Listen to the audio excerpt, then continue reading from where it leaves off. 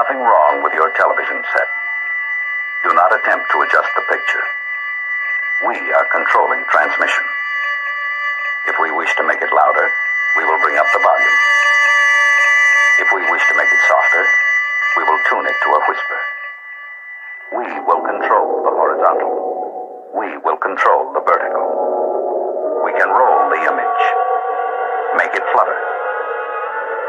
We can change the focus to a soft blur, or sharpen it to crystal clarity. For the next hour, sit quietly and we will control all that you see and hear. We repeat, there is nothing wrong with your television set. You are about to participate in a great adventure. You are about to experience the awe and mystery which reaches from the inner mind to 420.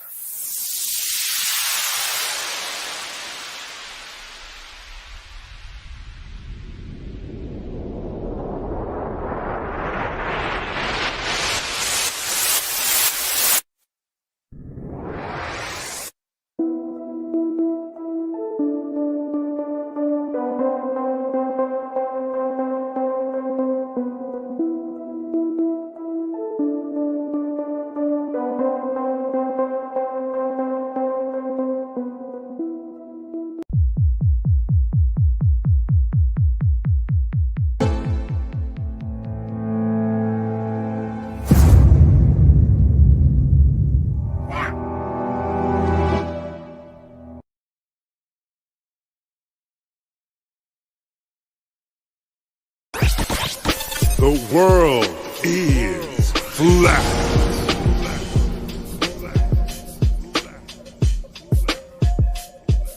I'm here to ring the alarm with my puppet like charm, straight from the barn. I'm talking about Flat Earth Farms, cause most don't know. They think we live on a globe, a ball that floats. So listen and take notes, and take it to a higher plane. Imagine yourself in all it contains, in all its glory and flair. Flat Earth Farms can take you there. Open your mind outside the box. No more staring at NASA's Photoshop. No more moon landings, no line to ya. No more people standing backwards in Australia. Just facts and pure truth, planning straight to the roots. Flat Earth Farms help you understand. A magical place on a wondrous land. The world is flat, and that's a fact. Tell your friends next time you chat. Let them know a ball ain't that. Let's stay playing with the baseball bat. Cause we coming at the barn, a higher place. The Flat Earth Farm.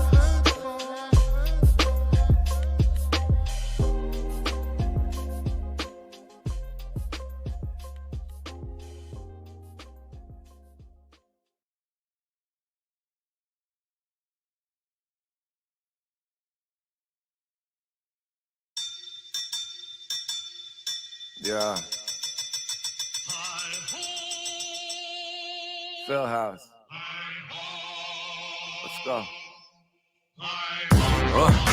They don't call it work for nothing. You see that shit and wanna be it, but couldn't cook up the mustard. Stupid little fucker. Everybody wanna rap now, but jump shit when they get bad, then they fall back to the bag room. Transmit for groupies, you ain't built for this kid, you pussy. I pick 'em off like Billy Zane, fuck your bitch like Billie Jean. Till she claims she caught my seed and leave your ass for bigger things. That fat lady bell in front of the balcony. It's over for any clown that wanna challenge me. Every line's another Calvary, followed up with powder cakes. Hang 'em in my gallery, posterized like Alton Lister, eating spoons like calories. Vagabonds, I'm Jack the Ripper. You love that trick, dog, and I barely tip her. Fuck around and play the skipper. Fickle frauds can kiss the zipper. Skip around with a stick so big from home plate I can hit the pitcher. Every single day I'm on my grind on the business end. Every other day you in the land like you killing shit. Then there come a day when I put you out your misery. Go on, catch that fade, motherfucker. Think I'm playing with you, yeah, they acting gay for attention, that's ridiculous. You look like a lady with that choker chain like he a stripper. I'm just to chill with the aristocrats. Cop a deal from Thompson Salad, pop a pill and rocks and blasts is going down like Richie Valens. I can stand on my own too, the whole truth, fuck you, pavement. Yeah. And ain't shit that you gon' do, your whole crew can catch that facelift. I tell them like, move, you better back up. Bitch, we some inglorious bastards. The faculty charged up an assault and battery with battering rams strapped to cannons that'll reach North Korea.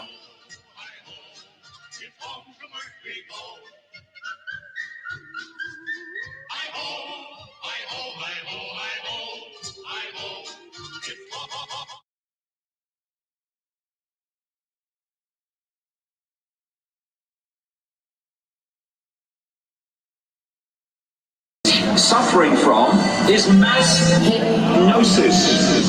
We are being hypnotized by people like this. Newsreaders, politicians, teachers, lecturers. We are in a country and in a world that is being run by unbelievably sick people. The chasm between what we're told is going on and what is really going on is absolutely enormous. It's like we all know what's going down, but over seconds to what happened to the home of the brain. These motherfuckers ain't controlling us, and I was over talking about how to get inside of the slaves. And everybody just walking around and in the clouds, but I'm waiting to be dead in the grave. By then it's too late, we need to be ready to raise up. Welcome to the end of days. Everybody's a slave, only some are aware that the government released the poison in the air. That's the reason I collect so many guns in my hair. I ain't never caught tripping, never underprepared. They chase our army, they destroy it proudly. George was the grandson of Alice Crowley. They want you to believe the lie of the enemy. Tell me the enemy, and tell me the enemy around me. Fluoride in the water, but nobody know that. It's also a prominent ingredient, Prozac. For real, how can any government control that? I rob people who believe in political throwback. That's not a way I'm here to present you. I know about the black Roman Solomon temple, about the Vatican attackers and how they will get you. How they Colorado Steel by in the test door. Like we all know what's going down, but no one's saying what happened to the whole of the brain. These motherfuckers ain't controlling the sound, but no one's talking about how they inside of their slaves. And everybody just walking around, head in the cloud, wondering when you two be dead in the grave. But then it's too late, we need to be ready to raise up. Welcome to the end of days. Raise up, welcome to the end of days. Raise up, welcome to the end of days. Raise up, welcome to the end of days. Raise up, welcome to the end of days. Raise up, welcome to the end of days. Raise up, welcome to the end of days. Raise up, welcome to the end of days. Raise up, welcome to the end of days. Fight the power, motherfucker. Yo, you be who you want to be. Do not tell them, do not let them tell you who you are as a person. Don't let your parents, your school, nothing. You be you. Whatever your heart tells you to do, that's what you do. And you'll always be good. Fight the power, motherfuckers. What up, Quizzy? All right. You think they know?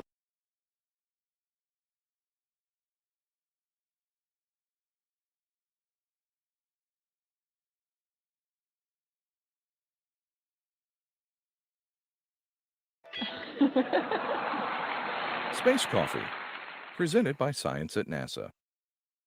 Astronauts on the International Space Station give up many pleasures to take those giant leaps. Astronauts say they miss most is a good cup of coffee.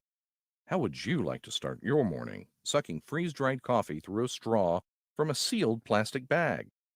Good news for astronauts. Morning Joe recently got an upgrade. Yo, I bet you guys didn't know this, but NASA be recycling their piss water and be using it to drink your coffee with, yo. Sounds good. The earth is whatever you say it is, and if it wasn't, then it's just a lie you say to kids. 50 million every day is what they say they get. Sipping coffee that's made from piss. When it comes to flat earth, you can peep my credentials. When it comes to these rhymes, I'm keeping it simple. If I'm a purple crystal, I'm eating my pencil. All the helio debating, hating channels I've been through. But Craig from Fight the Latter-day Saints, I defend you. Till the globe stops spinning and my very best friend too. I love how you set me straight after I bench you. Every time you try blocking every comment I sent you. About Floyd the landlord that you pay rent to. I'm the first voice you heard after the concussion you got a new book right here that I can lend you, and I know you got the last 2 letters I sent you. Wrote your address in my own blood when I went to drop them off at the local UPS office. You know I'll go postal if somebody lost them. This is no joke, like an explosion in Boston. I was banging Hoover Grip when you were straight out of Compton. You're like my heroin when I'm using Suboxone. Chomping on a mouthful of food when I'm talking. You couldn't bluff me and you folded to Austin. I'm like that COVID in your lungs that you've been coughing. Level means curve was the nail in your coffin. It's obvious to all of us who your God is. Yeah, NASA, that's who your God is.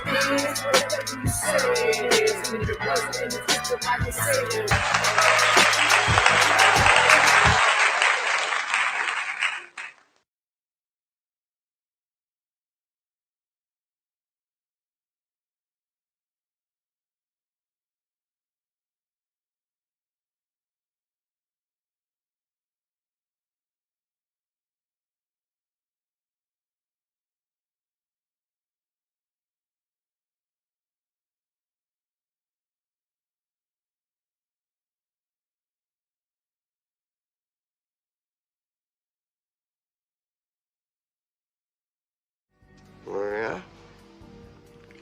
Well, me and the Lord.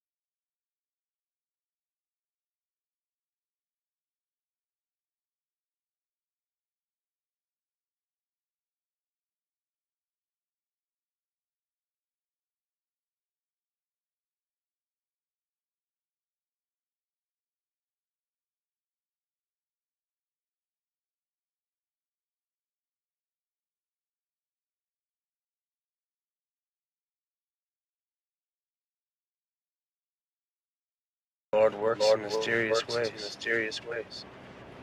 Yep.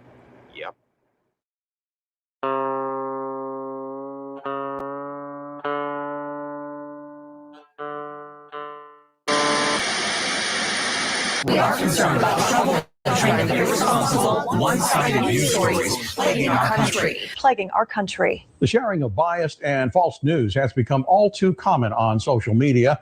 More alarming, some media outlets publish these same fake stories without checking facts first. The sharing of biased and false news has become all too common on social media. More alarming, some media outlets publish these things that simply aren't true without checking facts first. Unfortunately, some members of the media use their platforms to push their own personal bias and agenda to control exactly what people think. And this is extremely dangerous to our democracy. This is extremely dangerous to our democracy.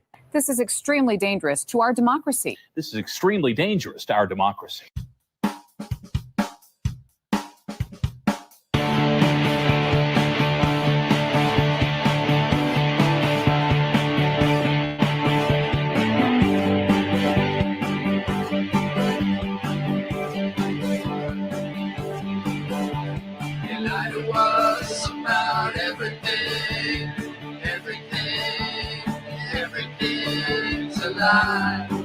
It's a lie. It's a lie. It's a lie. They lied to us about everything. Everything. Everything's a lie. It's all lies. It's all lies. It's all lies. They lied to us about the shape of Earth. We know it's flat. The earth is fucking flat. It's flat. It's flat. It's flat. They lied to us about 9/11. There was no planes in that attack. That attack. That attack. It was attack on us. On us. On us. On us.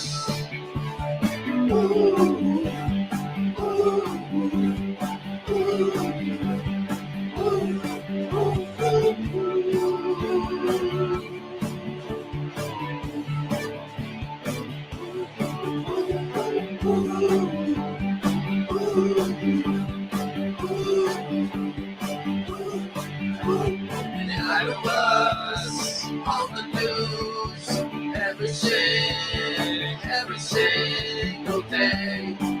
It's all lies, it's all lies, it's all fake, it's all lies.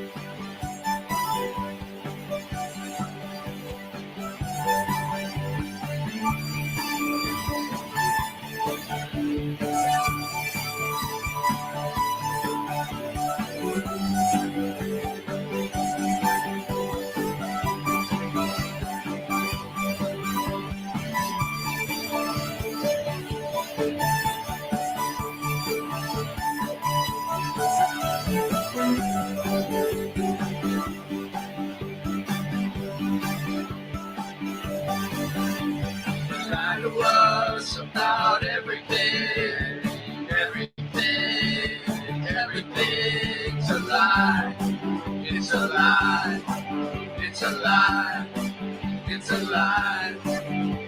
They lie to us about everything, everything, everything's a lie. It's all lies. It's all lies. It's all lies. They lie to us about the shape of Earth. We know it's flat. The Earth is fucking flat. It's flat.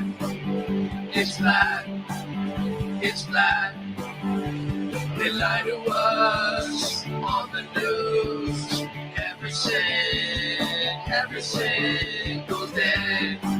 It's all lies. It's all lies. It's all fake. It's all lies.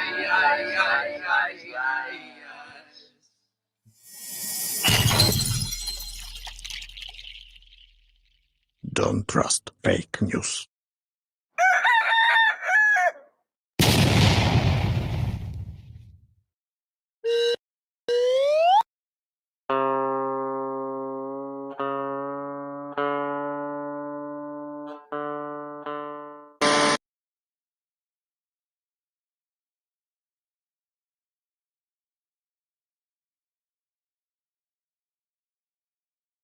Yo, we are live. Nice. We got the room built up. We got 16 people here, it looks like. Hold on one second, let me fix something. I'm not that quick. I'm not as quick as some of you. I'm not as fast as a cat.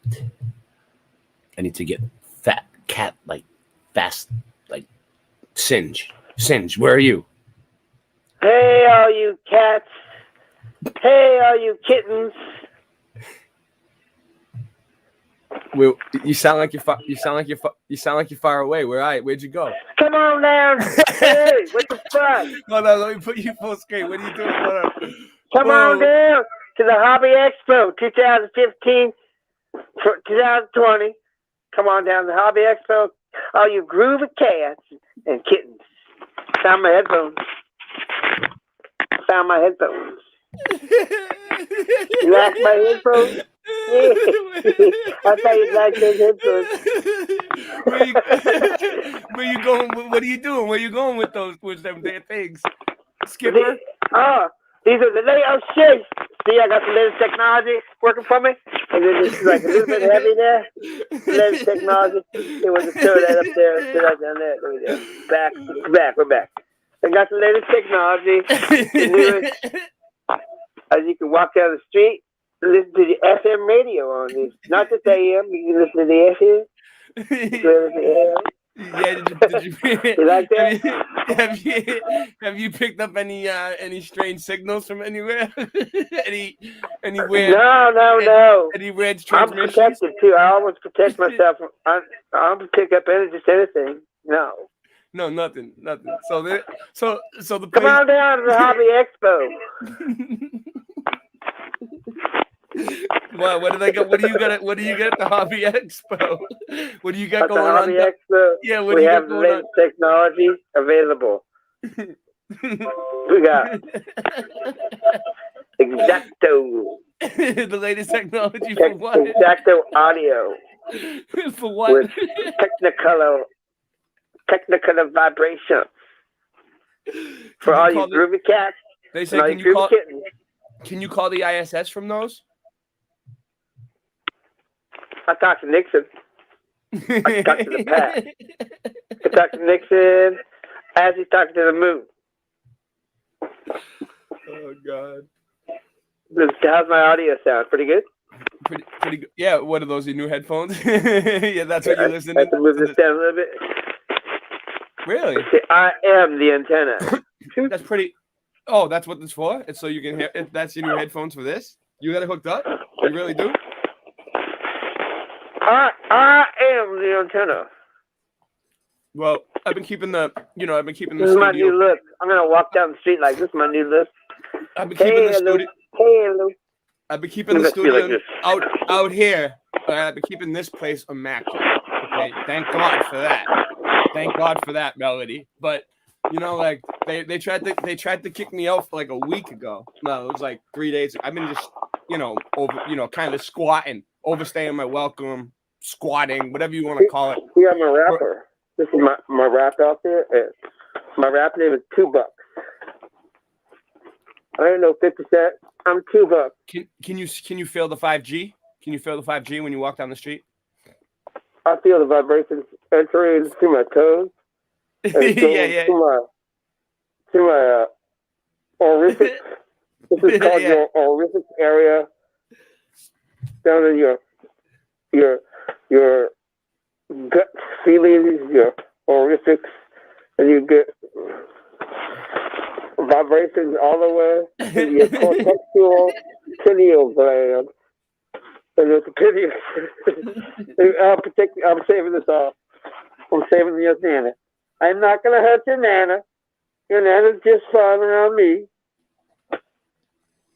I love your nana. Can't you tell? Ain't no Nana killer. Nana killer. Yeah, now I can walk down the street just fine. Yeah, I think you'll be all right like that. I think you'll be all right like that. If I ever seen anybody walking around my neighborhood like that, I would feel perfectly safe. If somebody was walking around my neighborhood, if I seen someone walking around my neighborhood like that, I'd feel perfectly safe. Perfectly safe. Walk like this. Feel like an alien.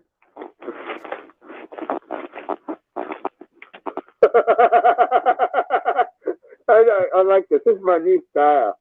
Hi, how are you today? Hello, I am one of you. Nothing to see here.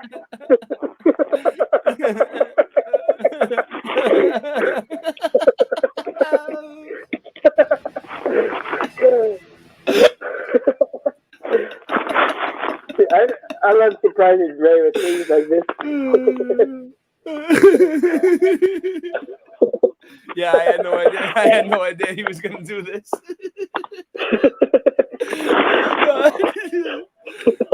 What else do you got for us? Hold on, I'll be right back. Oh, shit. I'll be right back. 420. Let me see, where's that at? I got to get back in the swing of things. It's been a while. It feels like it's been a while. I mean, last night I took so much RSO I couldn't even get off the bed. Wanna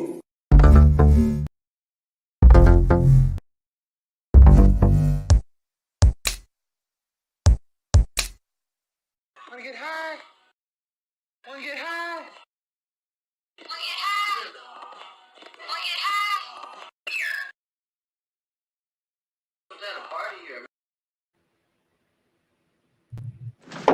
This could be it, Harry.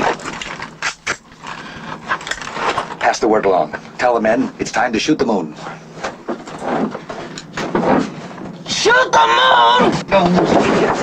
Not out there on the microphone. On the microphone. Shoot the moon. Shoot the moon.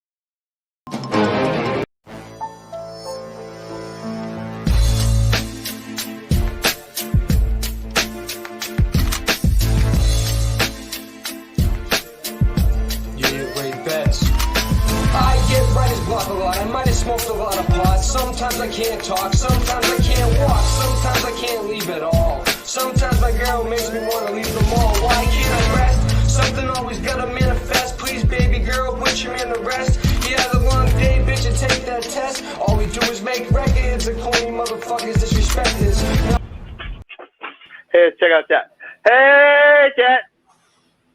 Yeah, go ahead. Give him a shout out. You know that there was a song playing that whole time you were talking, right? Negative.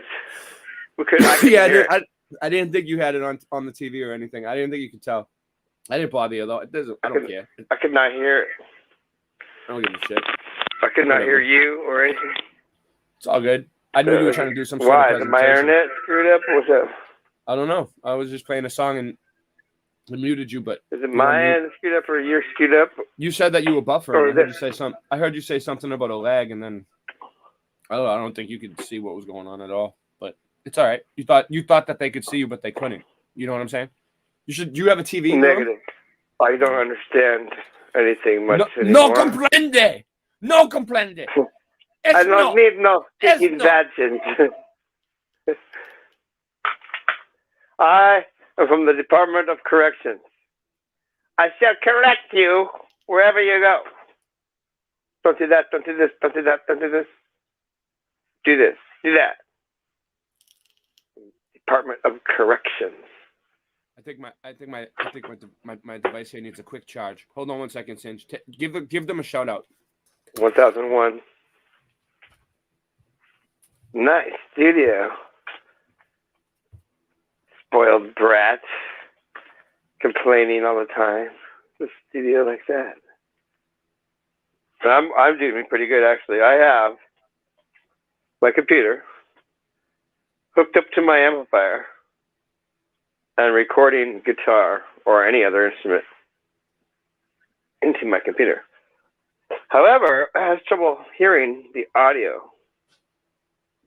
So what I did was I hooked up headphones, not those headphones, but they didn't work. So I hooked up a small amplifier with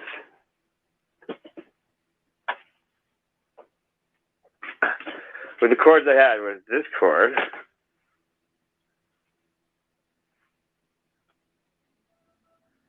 That chord going into the amp with these little headphone jack size plugged in to there. Didn't work this way. So I tried this. Didn't work. All right. So I tried this. Didn't work. Tried this. Cinch. What? Now I can hear and record. And I sent you something. You should play it right now. Let everyone hear it. All right. Don't put me on the spot. I'll play it. You can play it, but don't put me on the spot, though. Here you go.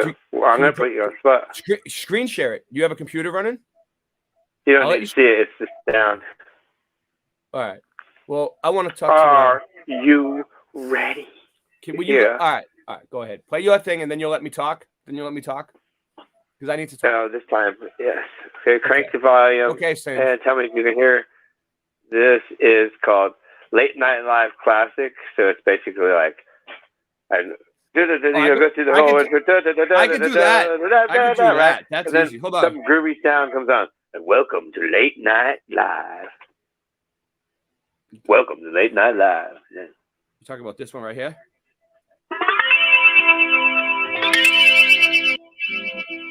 Huh? How was that for you? You know what I mean? All right, and then welcome to Late Night Live. Like that. And then this one. You see how it sounds much lower? Hey, kids! Yeah, but you see how the volume sounds much lower. I'm not fucking with you about that. All right, so anyway, no, see, mine won't do it. Watch. Hey, kids! Rock and roll!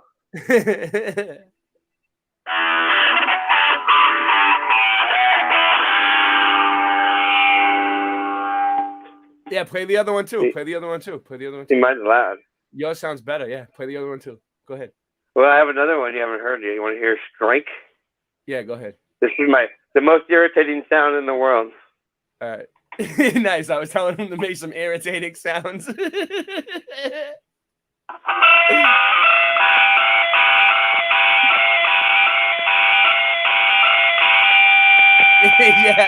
Yeah. It almost sounds like a car alarm. Good one. I tried to make it sound like that. Thank you very much. Thank you very much. Oh, it is freezing tonight, Jason. Good call on that, Jason Star. So, all right. So I need to talk to somebody. Melanie. Okay, you can talk now. I'm done. All right. Just let me talk. All right. So the situation with the recording studio, it's kind of like escalated. Well, escalated's a good word we'll use. It's been like, I don't know, like a week now I might have been here.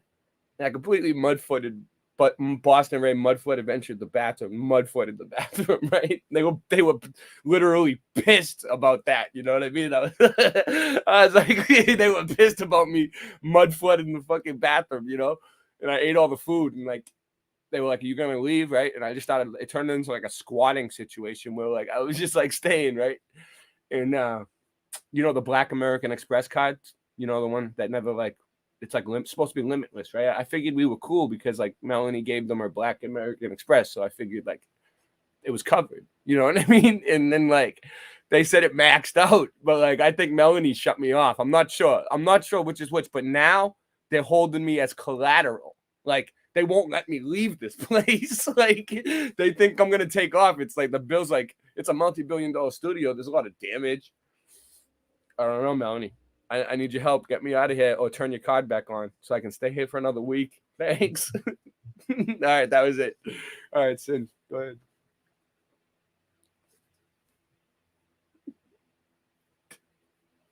I can't hear you. You're muted.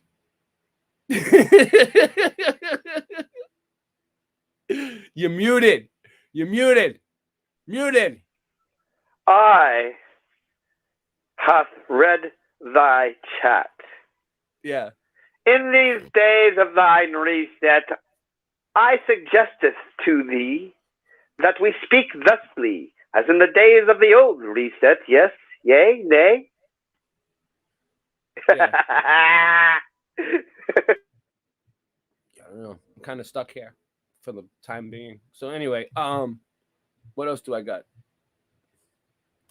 Well, we're always talking about foundations and can they build foundations out of brick, stuff like that. You know, what kind of foundation? I built foundations. I've done it before. It's a tough job. So here's a video about foundations.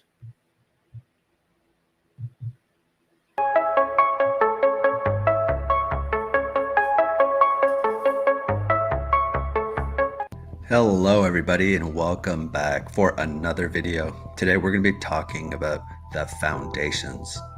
And we're going to start by looking at the historic center of Mexico City because they found some interesting things underneath the historic center. And one of those things is they found the remains of one of the main temples of Mexico City. Used to be called, when it was part of the Aztec Empire, Tenochtitlan, but they found in the 1970s, they rediscovered this main temple, or Templo Mayor. You can still go and visit this. I believe there's a museum and you can walk through the ruins. But if you look a little deeper into it, you will find that in 1913, actually, according to this article, sunlight touched the main temple for the first time in centuries. When a Mexican archaeologist discovered the southwest corner of this temple beneath a demolished house, and again, these are just photos from 1913. So they found actually a portion of it in 19.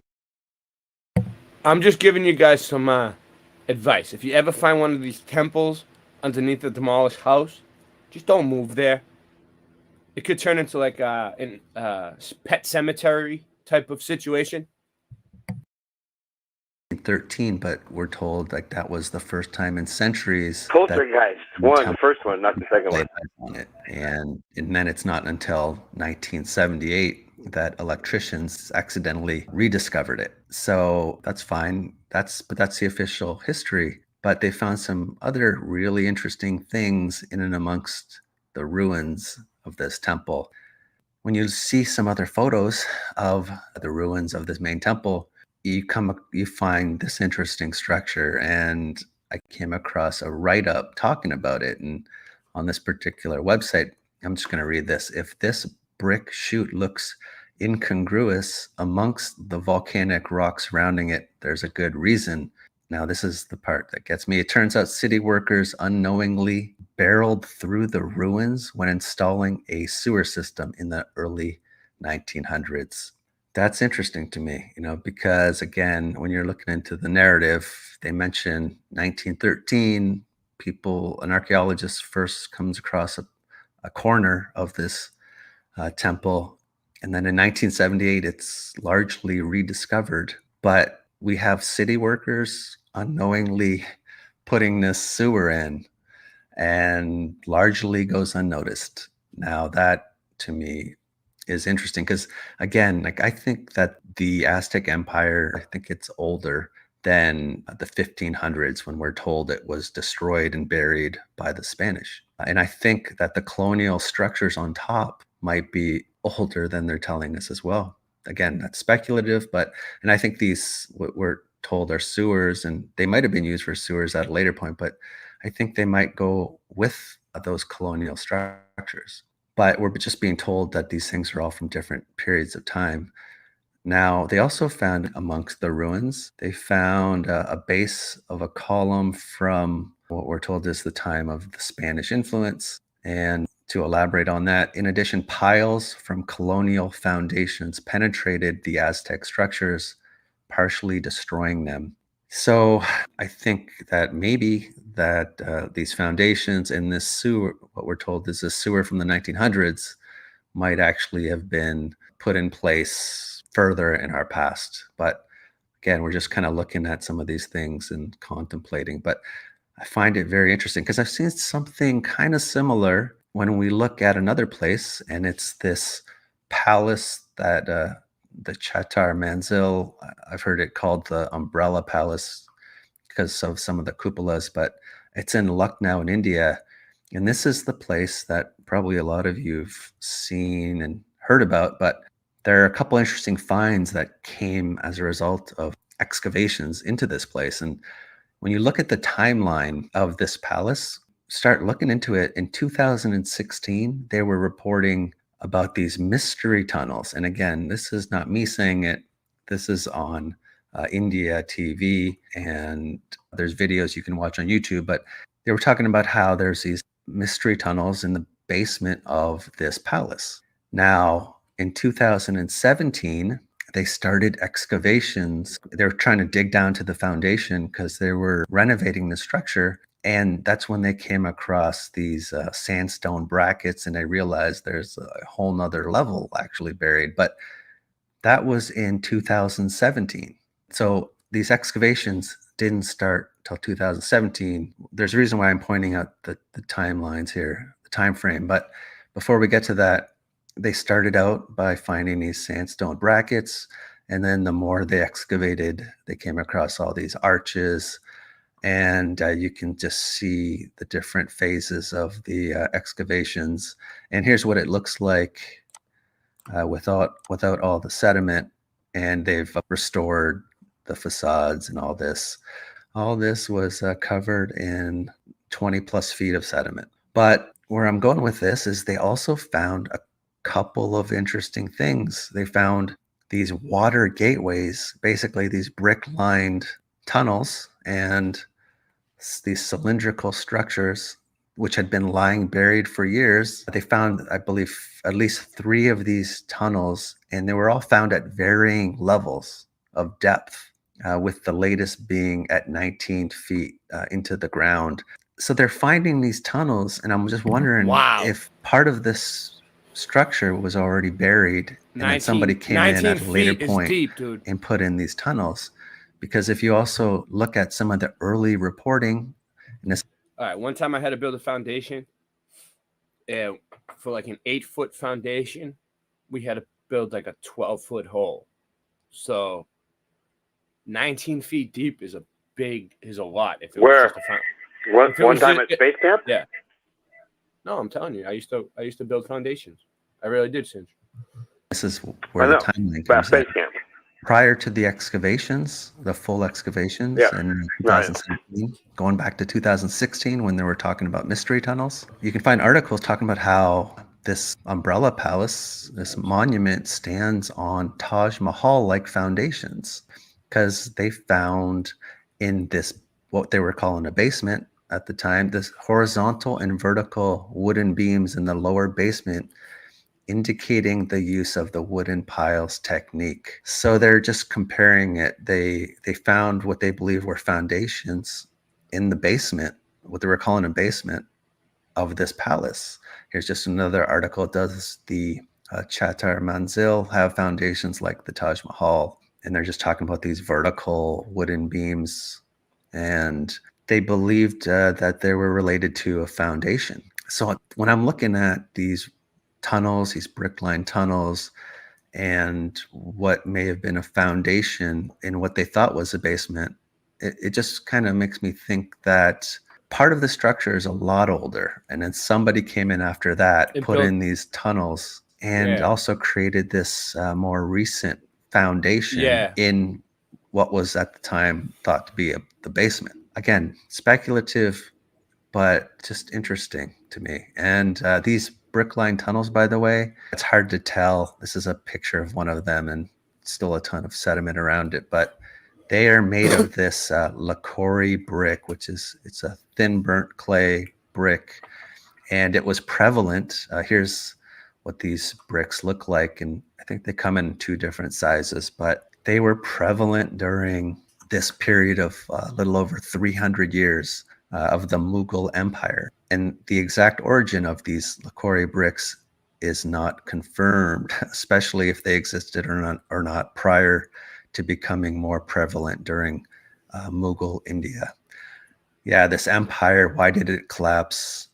There's a ton of stuff about this empire, like all these mansions, and a lot of them are just derelict now and they've been torn down. People don't know how to repair them. But a lot of impressive structures like the Taj Mahal, underneath like the white marble, the red sandstone, is a core of these Lakori bricks, and including like the Red Fort in Delhi as well. So these bricks, they're just so prevalent. And when the British came and occupied India, they largely brought in a new type of brick. Interesting. But yeah, so the foundations, whatever these tunnels, these water tunnels, and these foundations are interesting to look at. So I just wanted to mention these sites and just to add to the discussion a little bit. So now I want to just do one random update.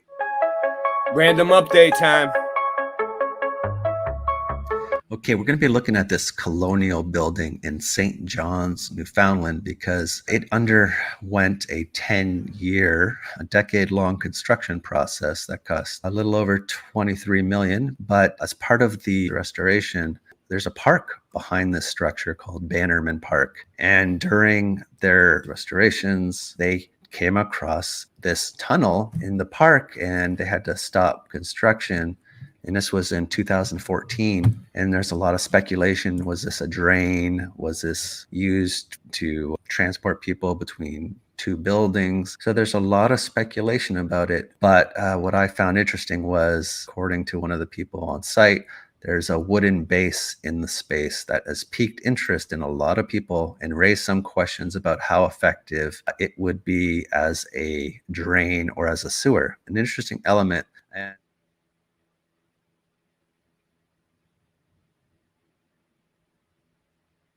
And I think that's all I have for you for today. Once again, big shout out all my patrons. Really appreciate all your help and assistance as always. Really appreciate you guys. So thank you very much. And until next time, take care. Bye. I wish my Patreons looked like fluffy animals. Anyways. I don't have Patreon. This one seems pretty cool. So I was watching this. This is definitely Meltology proof on this one.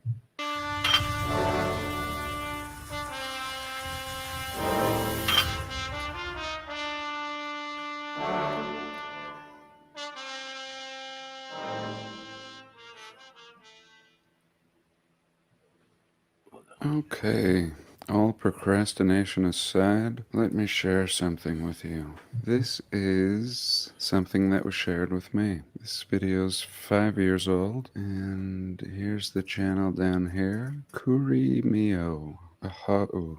And he has this video titled Moses in America. Oh, I hope I'm recording. I hope the sound is okay, that everyone that needs me is satisfied. And here we go. He starts off with this sign of Utah. Welcome. I mean, that's what it says. But welcome to you. Thanks for being here, and God bless. So here we are, Utah. And as this channel is hypothesizing, Yehuda, Judah, or in current times, Utah. So he starts off with this verse, I think from Deuteronomy 34. And it's really fascinating. We'll read it and then we'll go see as he shows us. Then Moses went up from the plains of Moab to Mount Nebo. Of course, Utah has Moab, one of the most beautiful places in Utah.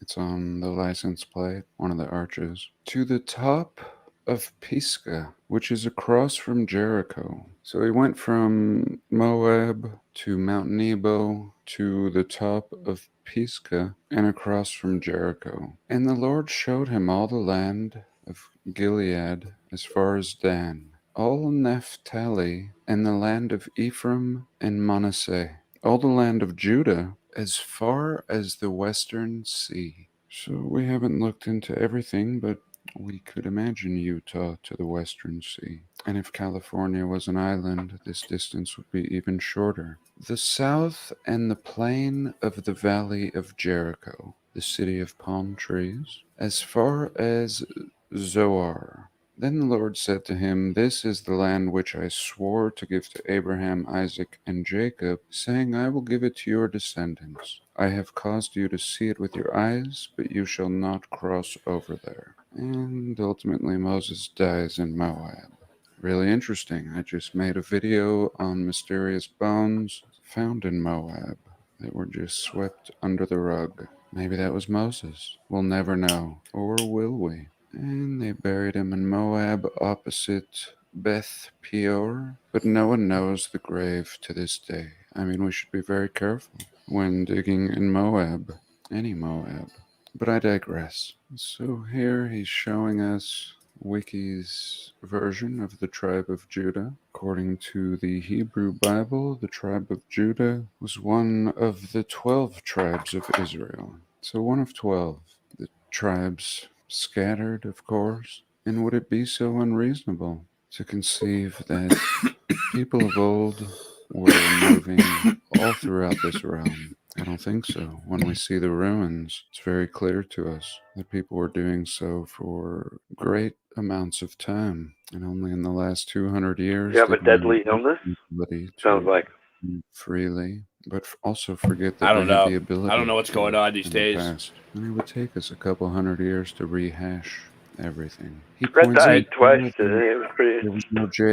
I want some rehash. Already sounding more like Utah or Utah. We have many Ute Indians. In fact, I live on the Ute Res, one of them. So the first thing he does is take us to the plains of Moab. And today it's Moab, a nice little touristy town. I love Moab. It's a little busy now. It seems to have gotten popular. But again, the whole place looks like the remains of a biblical city, mega city, that was just completely cooked and ravaged. But not the point of this video today.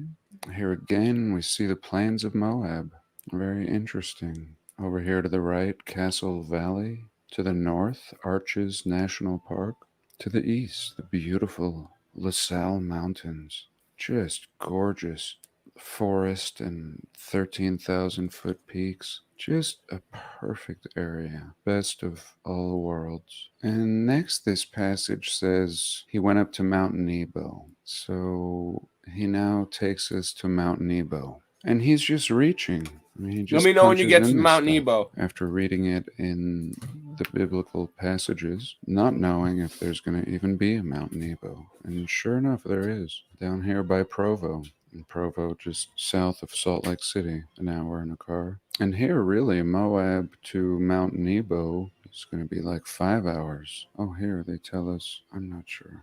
And is Moses walking? Or does he have some other means? Maybe a magic carpet. And we can't dismiss anything with Moses. After all, he's talking... Bow onto your knee.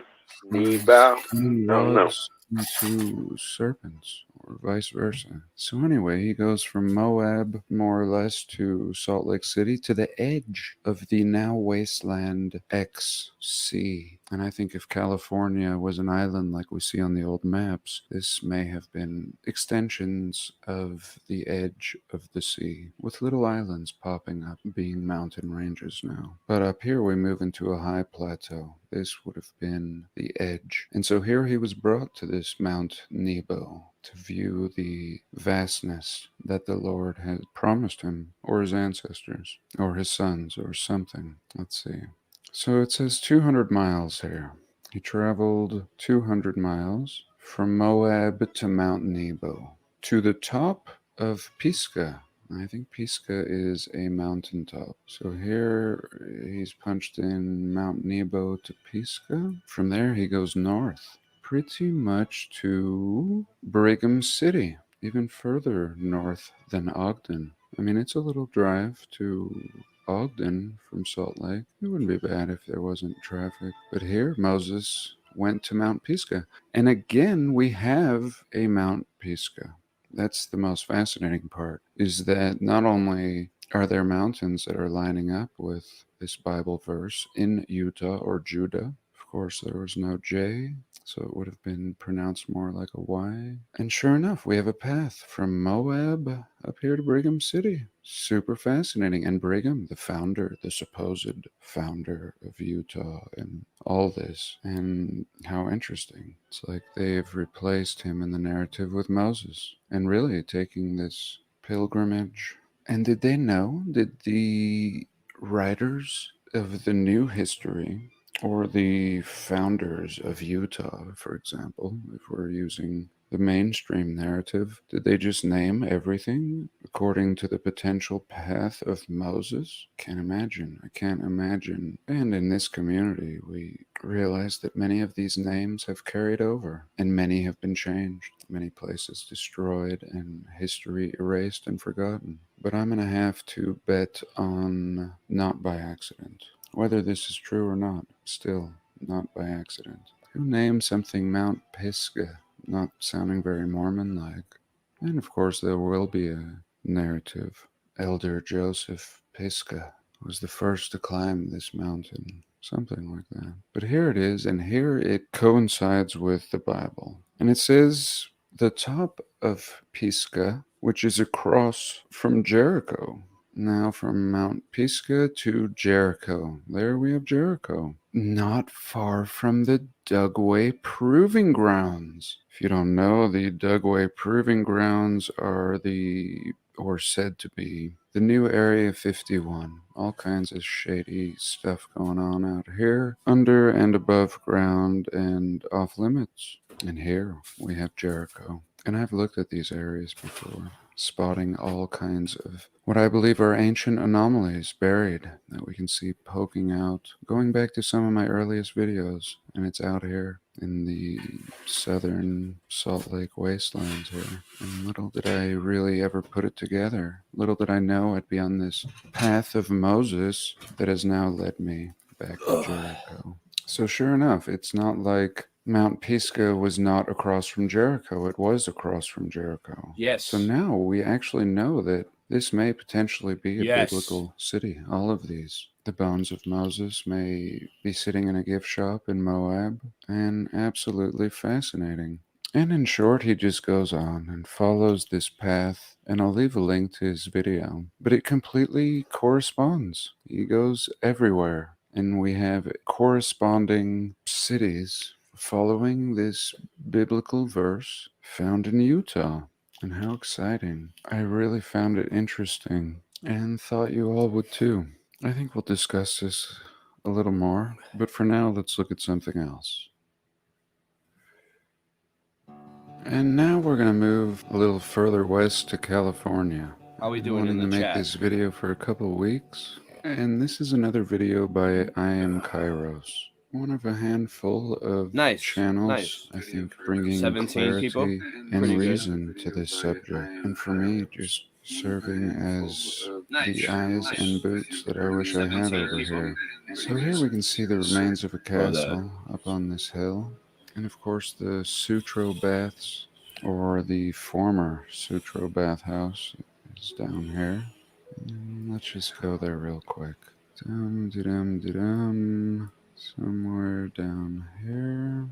And here we go. The Sutro Baths, or ex-Sutro Baths. And just the ruins left behind are monumental. They've completely erased this wonder. I'm surprised they didn't just put a golf course on top of it. And I'm sure they would have if they could have.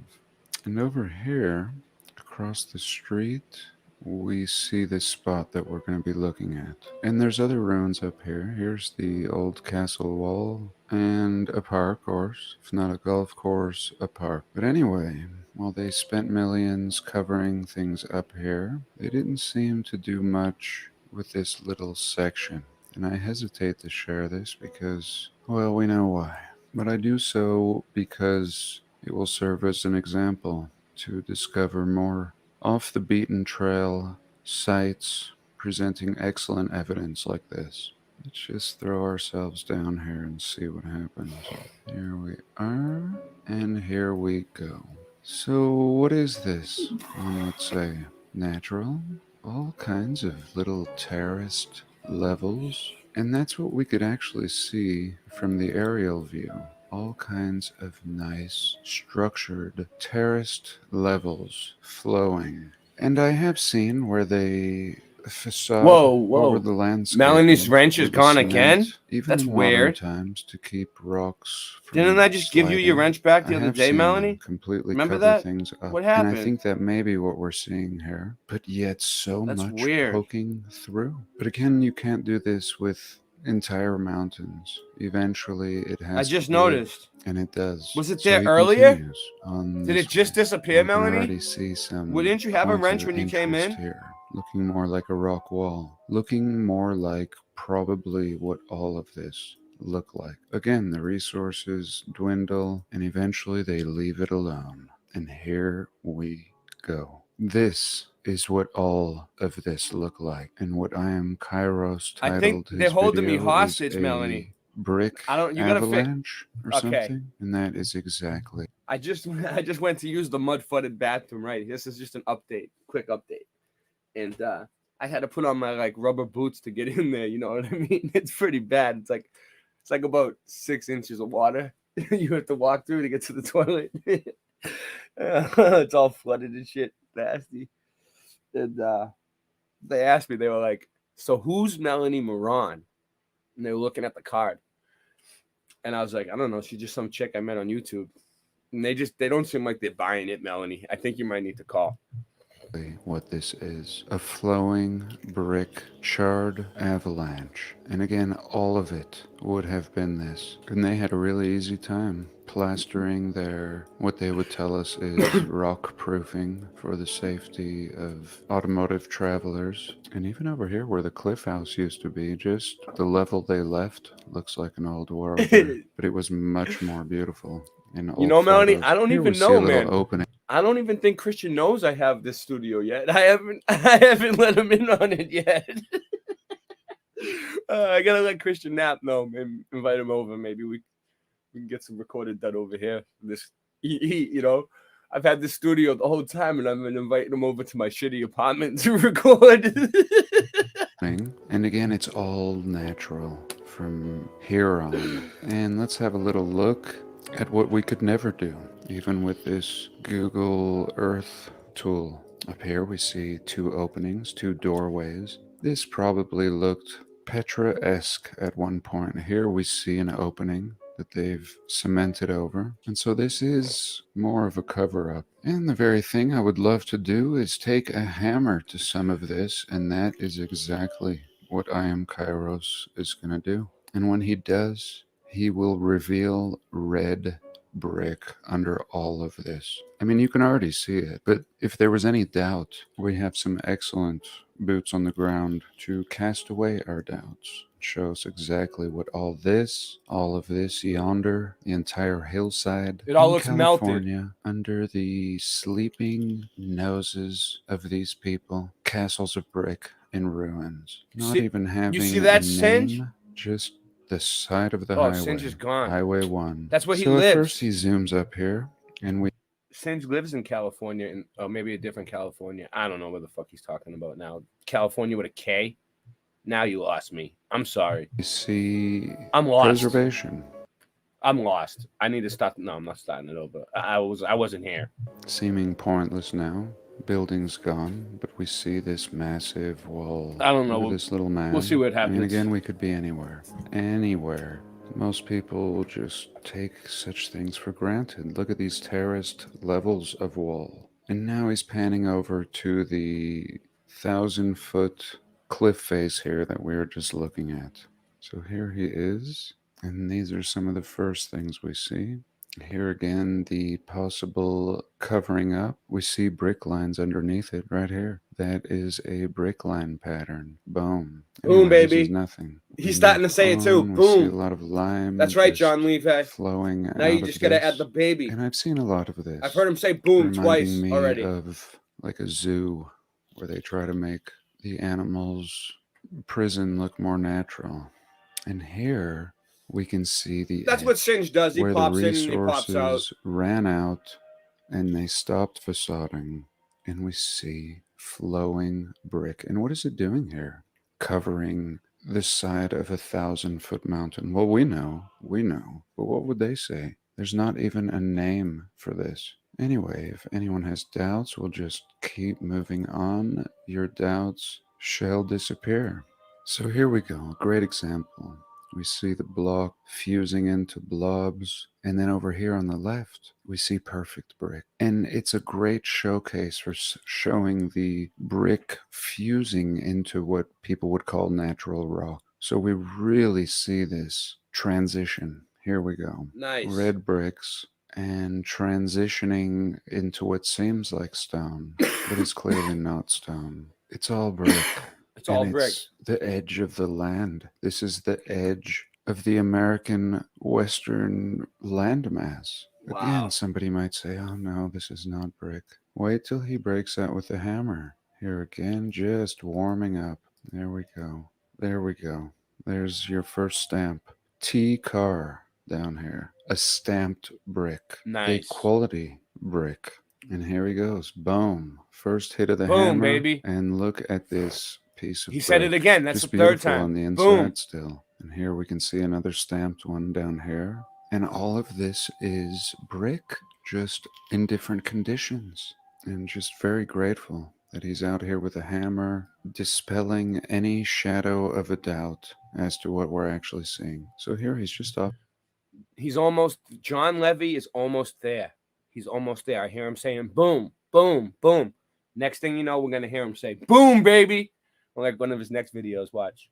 I can't, or he's going to say, or he'll probably say it like, boom, baby. Or like, you know how he talks, like, we'll Off see. the road. We'll see how he's going to be like, boom. You know, like, boom, baby. As we saw, it's the whole mountainside.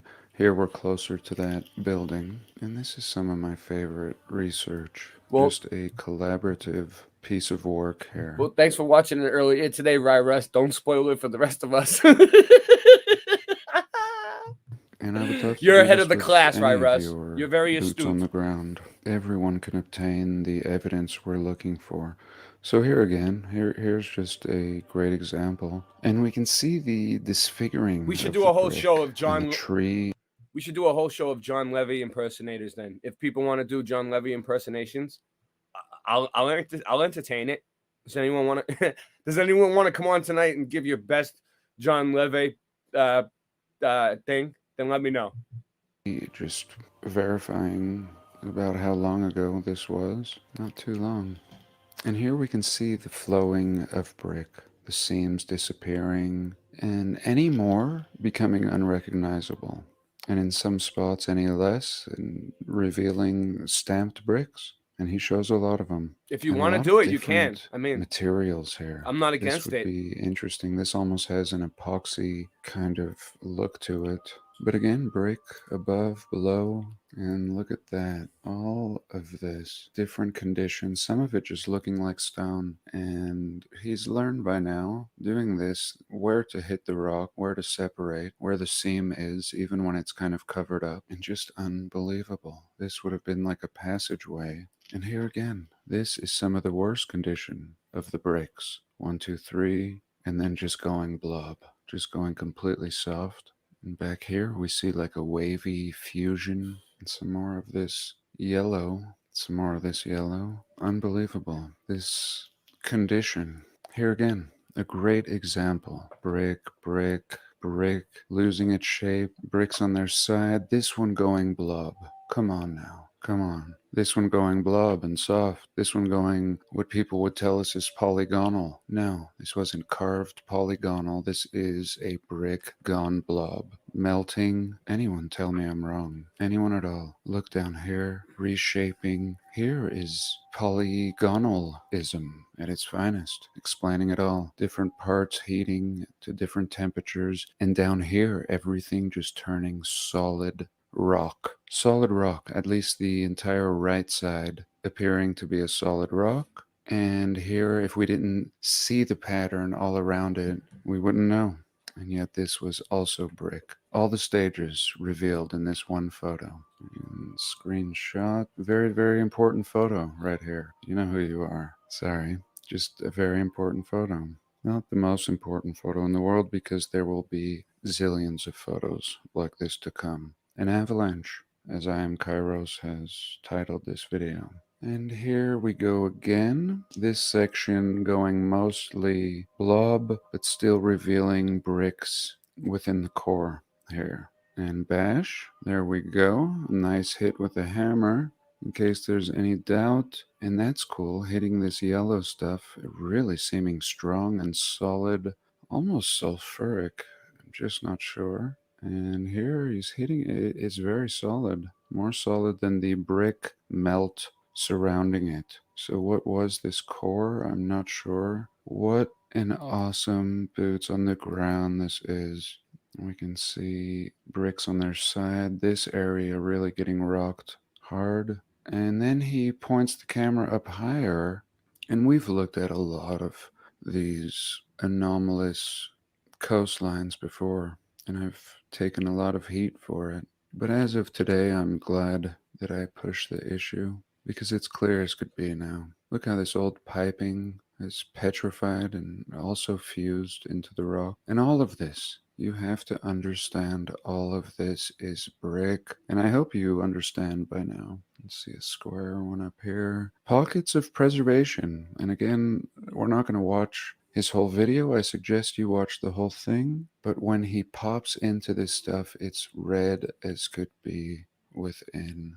Here, zooming into this, I don't know what, you tell me. And we see little bricks. Look at the bricks just popping out as randomly as could be. This looks like some sort of beam or something. Unbelievable. These are uncategorized ruins, American ruins. Here, a little spiral. Look how fascinating that is. So this is one of the coolest things ever. If you're in the California area, I suggest you go check this spot out. Let us just document this area to no end, especially when we see their cover up over there on the other side, see what they're capable of doing. And here we go. Just bring a hammer and a nice pair of we're going to boots. get to that so you too, can see Joe. an opening in here, and we see nice bricks stacked. So this little shelter acted as a preservation element. Here, look at this little corner. And no doubt this was a building with concrete, brick, metal, everything. And it just got cooked.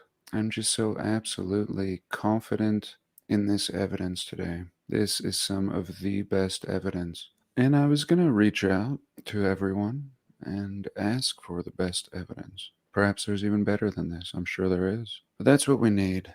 I look forward to going through this video and just taking 1,000 screenshots for evidence. This is California evidence. And again, we just looked at Utah being a biblical city. Here you go. California, promised to the future generations of Moses. And all this has come to pass. Here are the ruins. We're not even told they're ruins. People think this is a mountain. Let me know if you think this is a mountain. If you think it's natural. This Maybe looks like pressing a out doorway bricks. or something. I mean, I understand people A being melted doorway. uncertain if they haven't seen great evidence. This is But good evidence. please, if you are uncertain, anyone, Darth, anyone? Okay, so anymore, I feel like I'm just beating a dead horse. But it's just so fascinating. What do we do? Well, I don't think we really do anything. We share it. We just share it, I Yeah, guess. share it. What will Share you it. do? Right I on. think it's enough to just know, to share with people who Yep. have the ears and eyes to see. Where is all this going? What do we do? Something I propose is to build a city. I've talked about it before. It's something I've wanted to do for over 20 years. But now that it seems like more important. And the city could have a great library and an amphitheater, coffee shop, affordable and luxury housing, and maybe just guest speakers and different events going on. I'm gonna do it. I'm actually working on it right now. And some of you know that I've mentioned it before. And that's all. I mean, what really can we do once we see through the illusion of what this realm really is, not natural? The illusion that we're not flying through space. The illusion that everything we're told is a bunch of BS. the understanding that there are resets over and over again. In my opinion, there's nothing else to do but to start from scratch, to start over. And to some extent, I've done that as much as I can in my life. What's it? I think I heard the noise go off. Oh, Singe is back. What's up? What's up, Sinji?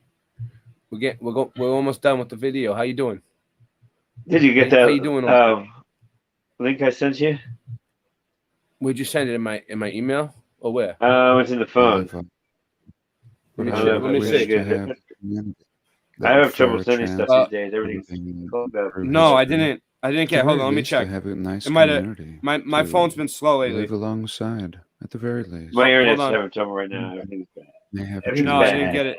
Daddy, I didn't get it. Oh, I think that's a perfect place to leave it. Yeah, I think so See too. how I'm doing on time. Maybe I'll jump back in this subject or another one completely. Maybe Thanks not. for being here today. Maybe, I love you all. maybe he will. God Maybe bless, he won't. And I'll see you soon. All right.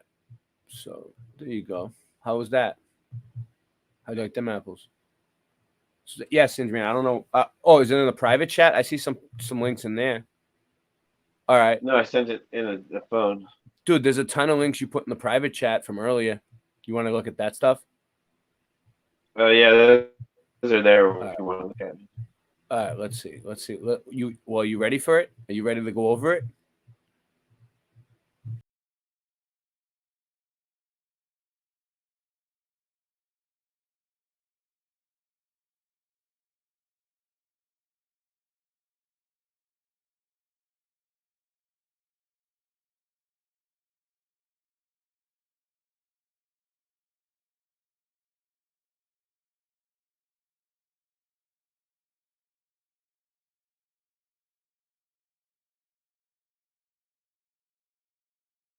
Hold on, guys. I love that. I can make more. Hold on. Once you get the pattern down, you just duplicate. I don't want to play. I don't want to play no ads. Hold on 1 second. I'm getting the shit lined up. No ads. No ads. Forget how I did it, but I have it all saved. I got it. All right. I've learned so much in the past 5 or 6 months. Ready? We're gonna go. It's gonna be like boom, boom, boom. We're gonna go 1, 2, 3. Okay. So I got a boom baby coming soon too. I got so much work. Hold on. And I don't get paid. Hold on. I gotta get it right. I gotta line up. I gotta get all my ducks in order here. All right, here we go. You ready? All right. So the first one is what? Poop pile. All right. So the first thing I'm about to share is called Holy Spirit Ouija board. Ouija. Wait. It's the Ouija board with Ouija? God. What are you talking about? Wait. What? Okay. Holy. Amazon pushing Ouija board.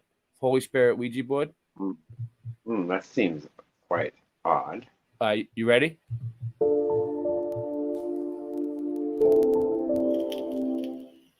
Hello, you're listening to Hugo Talks. There was a few things I wanted to talk about this morning in the news, but you know what? Every time I talk about a news story, it always ends up the same way, with me saying, it's all theatre, it's all fake, and I'm getting a bit bored of repeating myself. So instead, I thought I'd talk about this unusual thing someone sent me in an email. It's a strange one, the Holy Spirit Ouija board. Now, this is what New World Order Amazon are pushing onto people for Christmas. Wow. A Christian religious talking board for seance with planchette, it says here. Communicate directly with Jesus Christ through a Ouija board. It's unbelievable. It says here, get the answers you need. The Holy Spirit board can answer all of life's most important questions straight from the man himself, it says. Wow. Beautiful golden magic cross planchette with metallic mirrored finish. Perfect for churches, it says. Prayer groups or just getting together with friends. This isn't real life. Perfect for churches. This is not real These life. people are crazy. So, I mean, come on. This must have been made for mockery, for mocking Christians. Look, let's be fair. I can only assume that a person must be really, really thick to think that this is for real. I don't know if there's anybody that stupid out there. I hope not. I mean, I've only just started to read the Bible and look into it. I mean, I'm a relative newbie, but even I would have known before I looked at the Bible that this is obviously very blasphemous and very clearly against what is stated in the Bible. A Ouija board comes under divination, yeah? As it states very, very clearly in the Bible. Do not turn to mediums or necromancers. Do not seek them out and so make yourselves unclean by them. Ouija boards are boards that are used to contact dead spirits. It's supposedly a conjuring tool to get messages from the other side. You've probably seen them in horror movies where people end up getting possessed by a demon or whatever. And like anything involved with white magic and black magic, it's basically, it's just cheating, to keep it real simple. Now, I've said this before and people don't like it, but I don't see no argument against it, okay? When people are dead, guess what? They can't speak anymore. Guess why that is? It's because you're not supposed to contact them when they're dead. The time to contact people and to talk to them is when they are alive. Always tell people, right, how you feel when they're alive. Take that opportunity when they're alive. You never know when that opportunity will be taken away from you. So make the most of it when they're alive. Once they are dead, that time is then over. But people, of course, they want to circumnavigate this by using mediums or Ouija boards. And that is cheating. You're trying to cheat. And when you look to cheat, you will find yourself surrounded by liars and charlatans, which is what you will find in the business of mediums.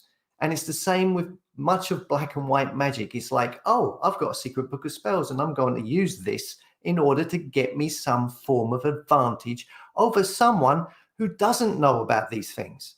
It doesn't matter whether or not you believe in witchcraft or not. It doesn't matter because the basic concept behind it is to cheat. It's an attempt to cheat, to gain an advantage over others, to conjure luck, to ask for money or a spell to get a promotion in your job, or to try and force someone else to do stuff against their will.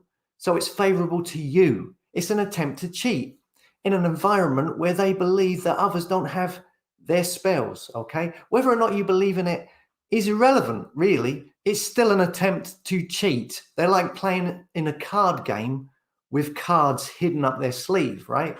Now, from a biblical standpoint, if you want to contact Jesus, you pray. That's what it says in the Bible. It's about prayer and about faith. Not a Ouija board. It's completely the opposite of what it states in the Bible.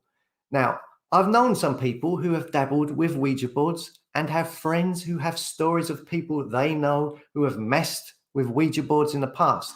And I have, as of yet, not heard anything positive. I've heard stories about people having mental breakdowns, getting crazy bad luck, getting ill just after using a Ouija board. I would never go anywhere near a Ouija board. Let us know in the comments if you have any stories regarding Ouija boards. I bet there are very few positive ones. And also, again, this is a great example of controlled opposition, which of course, is much of the time is someone pretending to be on your side, but deliberately pretending or in disguise in order to mislead you so you go down the wrong route. This is happening everywhere in the alternative media, especially in regards to digital currencies. So many of these pretenders trying to get their followers to adopt digital currencies.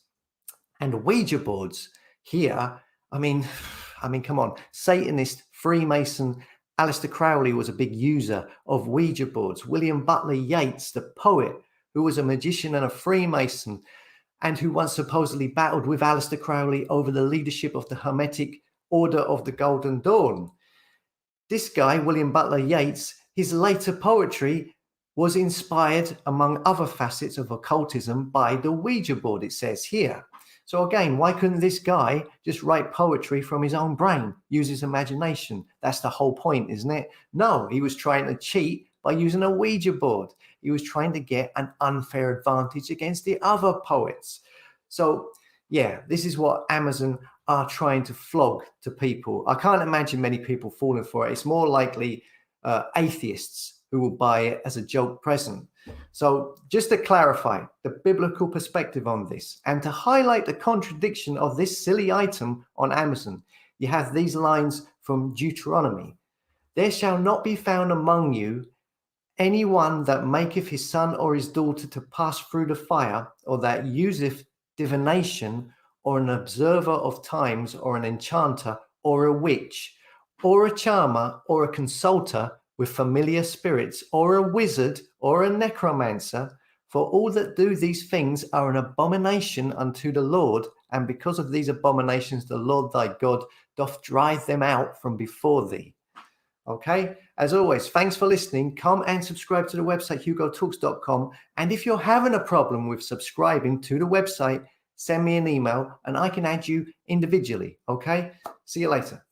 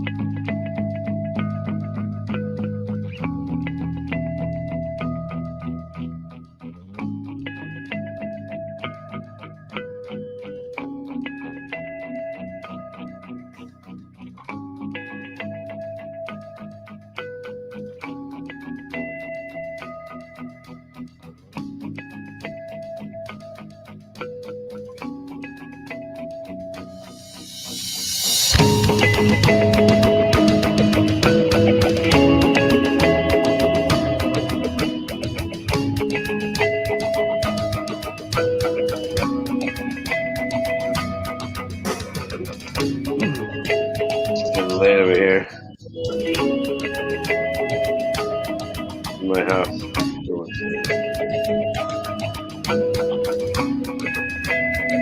I got your video, Singe. I got it. I was just wasting time for a second. Oh, no, not that one. All right. I got it. Hold on 1 second. Let's see. We got some boots on the ground, I think, from Singe Man. Where is it?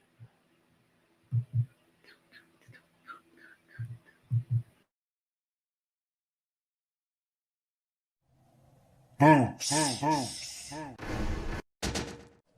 the ground. Yep. See if I can see if it's ready. All right. Yep. All right. Present. You ready, Singe? You there? I'm gonna play it. Yeah, go for it. All right. Let's see. Oh, okay. On the ground.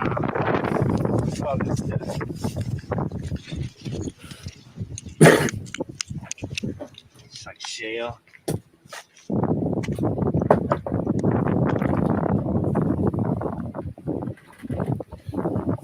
Wow. Red dirt. Hey.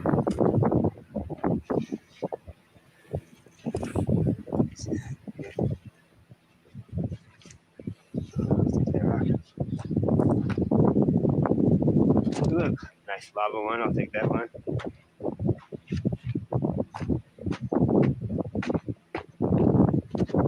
Nice. Wow. Look at that. Nice. Nice. So he went from doing mud flood boots on the ground to meltology research boots on the ground, and he graduated. Wow, this guy's great. Wow. What up, Gary? From this area. Up there must really be energy. Wow. Sasquatch or something, you know? It's the area. All right. Good job, Singe Man. Arizona. Arizona. Oh, that was in this was in, and what was that during your travels, Singe Man, in Arizona?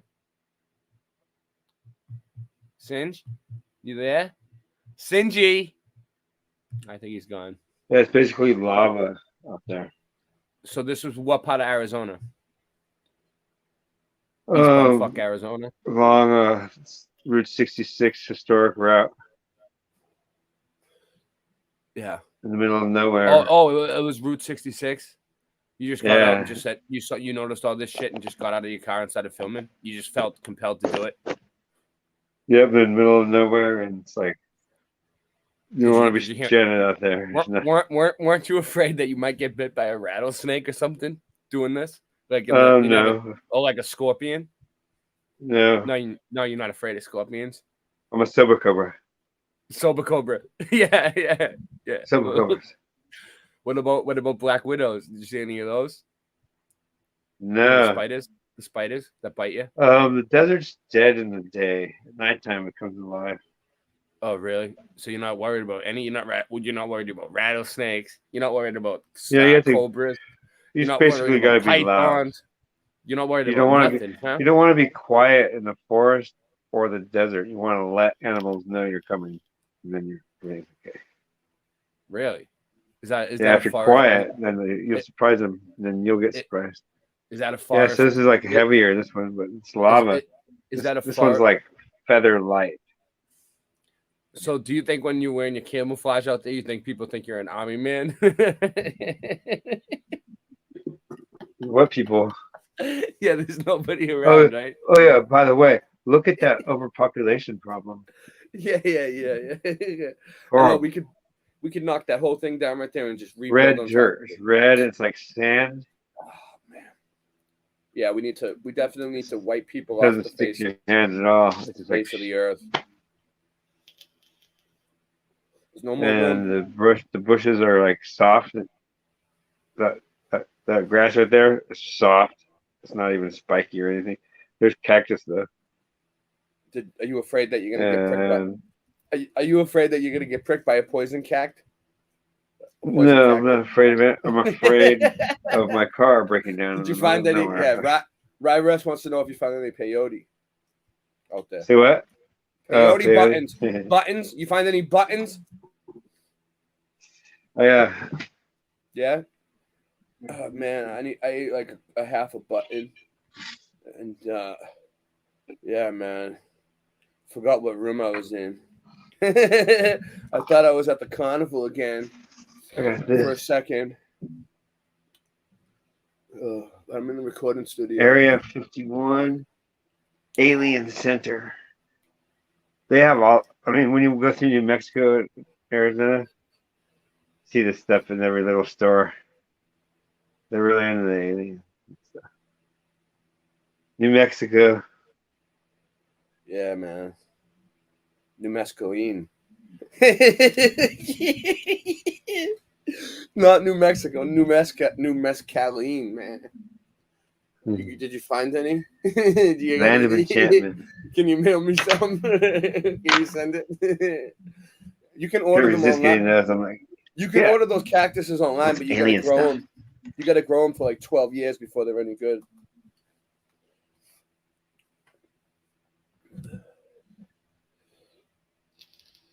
the new Area 51, huh? They were talking about that. Yeah. Okay, so enough of that repeated. Yeah, it just shows a bunch of rocks. Which is all that's out there.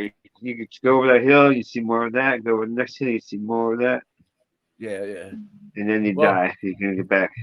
Yeah. Like we say, like there's birth, there's life, then there's Arizona, and then there's like then there's death, and then heaven after that sometime. But like in between life and death, somewhere comes Arizona for a little while for everybody, or Florida, one of the two. You can go to whichever one you want. You get a choice. You get a choice in life when you retire. It's like, all right. So like, you seem like a nice elderly couple. You want to move to Arizona or Florida? When you hear that, head for the hills. Go the opposite direction. Go to Utah. Yeah. And join the Masonic Order of Illuminati Dragon Worshippers. I don't know. Hey, do you know the Utah courthouse has dragons on it? The Utah courthouse Has dragons. on it. I mean, I don't know. I might have seen it before, but you want to get back to the? I was on a roll here. We got your other news here. Hold on. No, Where's the at? can't do what you want. You don't want to get. Yeah, what's back next? to-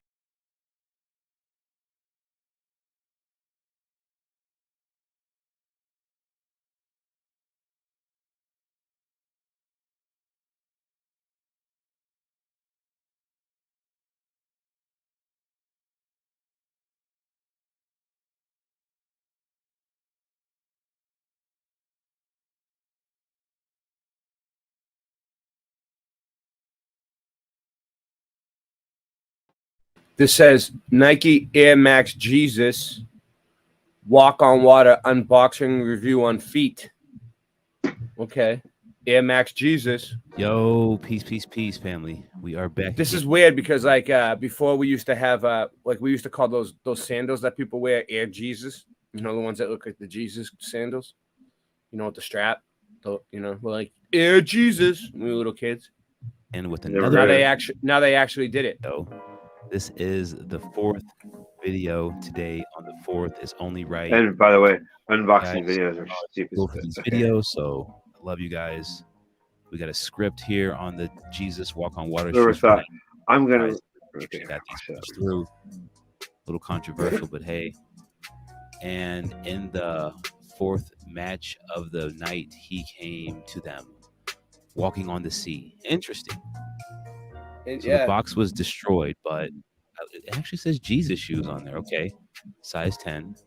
And if you look, it says crucifix wool, What's that 60 symbol? cc of holy water from What? Jordan. What? This holy water was actually Look at that. Look at that. priest in Brooklyn. What? It was So this that's is from a very priest. interesting. Is And that these angel? That was like wow. $4,000 A in seraphim or something. $4,000. It was pretty A crazy. piece of shit shoes. Yeah. Mischief, MSCHSF. They kind of took a very They're not even worth $400. Not even worth maybe $40. I don't know where you got these pictures from, and this is dope. This is also very interesting here. Look what this says down here. Okay. It's not $4,000. Before 4 damn G's for a Jesus pair of went sneakers. out, Idiots, right? out to them walking on the lake. That says you have People will to buy look anything. My grandpa said that. People will buy anything. crazy. This is Someone deeper better. than- Say, you want proof? Someone, box art is someone better amazing. foot the bill for this fucking hotel. I'm actually For blown this away. Shout out to Ella Dope. He recording was the one studio that, like, behind me, said, so I can "Get get out of these," and I here. was like, well, I'll They're see. holding me hostage. This is a beautiful touch. This is inside the box. It's water. It's a beautiful touch. Look at that. It's for These 4,000. things open, and when I got the box, it was really heavy. I know because they have water in the shoe. Amazing. On StockX, they say there could be some condensation or water actually in the box because they may leak somehow. But this pair did not leak at all. I decided to switch to a black background because it's easier to see a white shoe, and this water going through it. How stupid are you? I could fucking. That's got to be. I know the what's next. I Like cannot get goldfish enough of swimming that. around in there. And I sat here, genius! ever.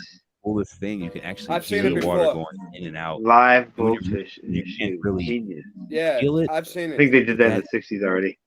Yeah, they did. That is so fun. That's just the coolest thing. Look at the water as you tilt it, it goes back.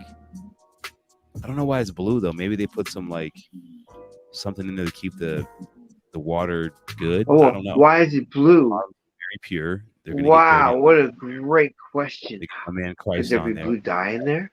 There you That'd go. be amazing. I'm still shocked Nike actually got these pushed through. There's some blood there. We know what that's about. Probably some sacrifice. Oh, we know what that's Very well about. executed. I'm assuming I'm that so says man proud of 55. Nike to push it through. That was the same thing that was in the box. There's the mischief tag It's on the great. back. We should do more reaction videos. Very well Yeah, our executed. reactions. This is pretty videos. interesting as well. 'cause Yeah, you can we're gonna do feel more the reaction inside, videos. and it's the exact same thing. They're like this kind of felt material. What They feel bastards! really good. How Let's go dare ahead and they? look at the black light. I don't think we'll find a whole lot, but First of all, they're lying. It's not holy water. enough. Nobody, I no cannot- priest gave them holy water. There's not. They're lying. It was Right. probably There's no sign that would be it was probably Michael Jordan's off priest. or needs to be. It's probably Michael Yeah, Jordan's They're- local pastor. basically they got their online priest thing, and they said, "Now I'm a priest," and there's all blessed there. So There's blessed water. Yeah, Well, they said it was from That's- priest. They said it was a priest in New York from the Shout out hood. But then to they Mikey. then they're This gonna is make money off of back to God. these days in 05. Like, this is creative. This is But innovative. dude, you know, I can live a whole year off of $4,000. Or believe in this type You of realize faith. that? I The live shoe so is frugally. super I bad. can live a year I off would- of $4,000. Come on now. No I problem. would I'm have. sure some people take that Listen, man. crucifix. If I had $4,000, I would have my driver's license back, dude. Like seriously, like it's been like 15. I can live a years. year off $4,000. I'm gonna leave it on. Basically, I live off of $6,000 or Let's go ahead $7,000. and slide into the I can live unboxing. off 4. Or the on feet.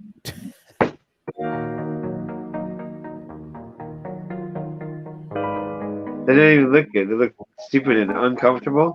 I know. How? They look First like- of all, how are you gonna play basketball and jump and do Michael Jordan slam dunks with those fucking crucifixes on your? Yeah, they look like girl shoes. You're gonna like chip a tooth. And then it's tipping up in the front. It looks uncomfortable. I see that part in the back that digs into your Achilles tendon. Yeah, 4Gs, Melanie. They're just like regular shoes. Four Look at 4Gs, these. Melanie. But Check it your out. credit card, You wanna your buy Black my- American my Express is Converse? maxed out. So don't think about putting it on that card. I'm gonna buy my Converse. 4Gs, baby. Look at that.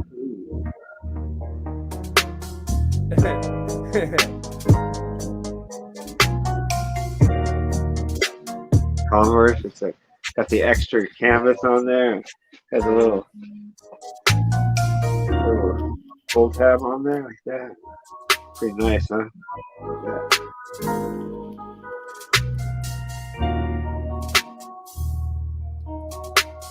Like that. And that this Guys, would be I'll the sign it, this would see? be the perfect gift for CFM for Christmas. there, and I signed it. No. And now it's signed by Sidge Man. That must be worth $14. It's raining and I forgot my mic on the camera. Camera's getting wet. I should probably end this video.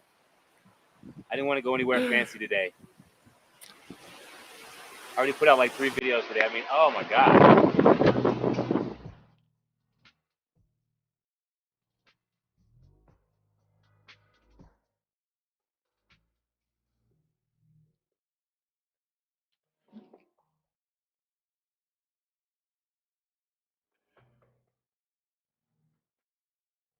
What are they gonna think of next?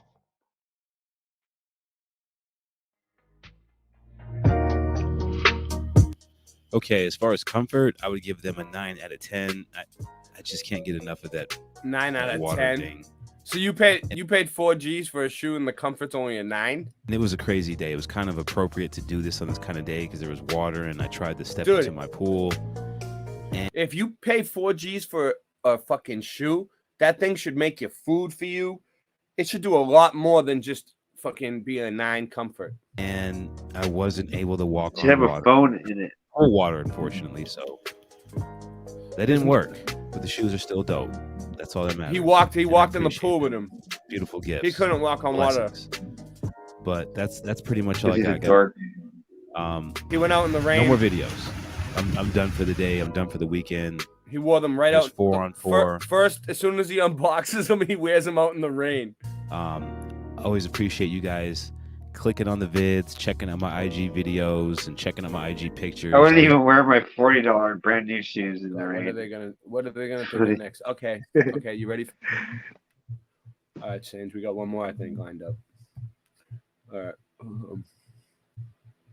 Dun, dun, dun, dun, dun, dun, dun, dun, dun.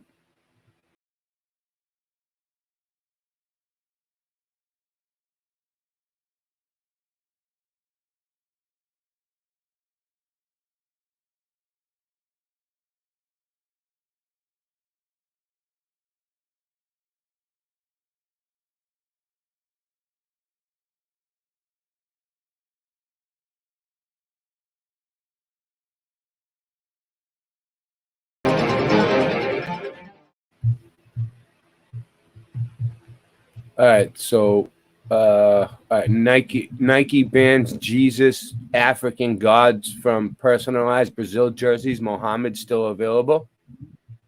This is an outrage. Basically, the Nike's other just- people, I'll read it. people If you, wanted their gods to be represented too. Nike's So distributor. Nike's like, well, we'll just not represent any of it. Is that what's going on? Well, let me just think. Nike's distributor in Brazil, which has rights to sell the official national team jerseys for the FIFA World Cup, is no longer allowing customers to order personalized jerseys with Jesus Christ or other Christian terms following complaints from African paganists this week. So the African paganists are complaining again. Facia, the company serving as Nike's distributor in the country, reportedly added Jesus, a common male name in Latin America, and Christ to his of prohibited personalization terms on Wednesday after the country's federal public ministry, its attorney general office, intervened out of concern for religious discrimination. Adherents of the Nigerian Luchimi Yoruba faith, known as in the Spanish-speaking world as Santeria, but I don't practice Santeria. I don't have no crystal ball, but commonly referred to in Brazil as Candomblé, complained to the government that the Nike website did not allow them to personalize World Cup jerseys with names of Jesus and names of. I suck at this. All right. Oh. Names of whatever. According to the BBC, prior to online outrage of the African religious community in the country, names of deities such as Yango and Exu were not available for personalization, but Jesus and Christo were. As one user on Twitter noted on Tuesday, personalizing a shirt with the term Amen Jesus was possible, but doing so with the Yoruba exhalation of Loroya Exu was not. So the Africans are getting all fired up that they can't Because have to make text and font is really hard. So, it's really difficult to do that. Oh yeah, font. especially for a company like Nike that's getting $4,000 a fucking It's really difficult. a Jesus sneaker. Yeah. Fucking. They can sell sneakers with Jesus's water and blessing and all that shit for like 4 G's, but they won't put it on the jerseys. Something's up with them. Something's going on with Nike. Something sketchy about Nike. The MPF then ordered an investigation into the matter that resulted in Nike and Facia agreeing to add Christian terms to the list of prohibited terms for personalized jerseys. So it's prohibited. Breitbart News attempted to order personalized Brazil national team. Oh, the Brazilians are very religious. This is gonna be big. This is gonna be a big deal, dude. I'm telling you, they're Christians. A lot of them. Brazilian team jerseys for women. What a mess. And how serious they take this soccer. You know what I mean? Like, it's not a big deal to us, but like, it's football is like a national thing, like all over the plane. Like, it's bigger in other countries than it is in the US. We call it soccer, but I don't know. All right. Boom.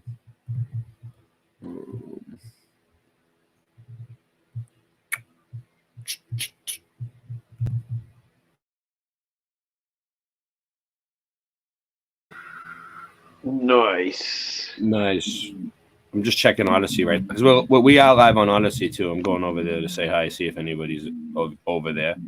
Because now that YouTube's turning into ScrewTube again, we've been streaming over to Odyssey again, just in case. You never know. You never know what could happen on YouTube. Videos don't stay because up. If you're we looking decided that we're going to put Kool-Aid in our hair and identify as unicorn rainbow trees. And then YouTube said we could stay. Yeah, exactly. But then we didn't follow up with that. And we told them that fuck it, we're just gonna try Odyssey.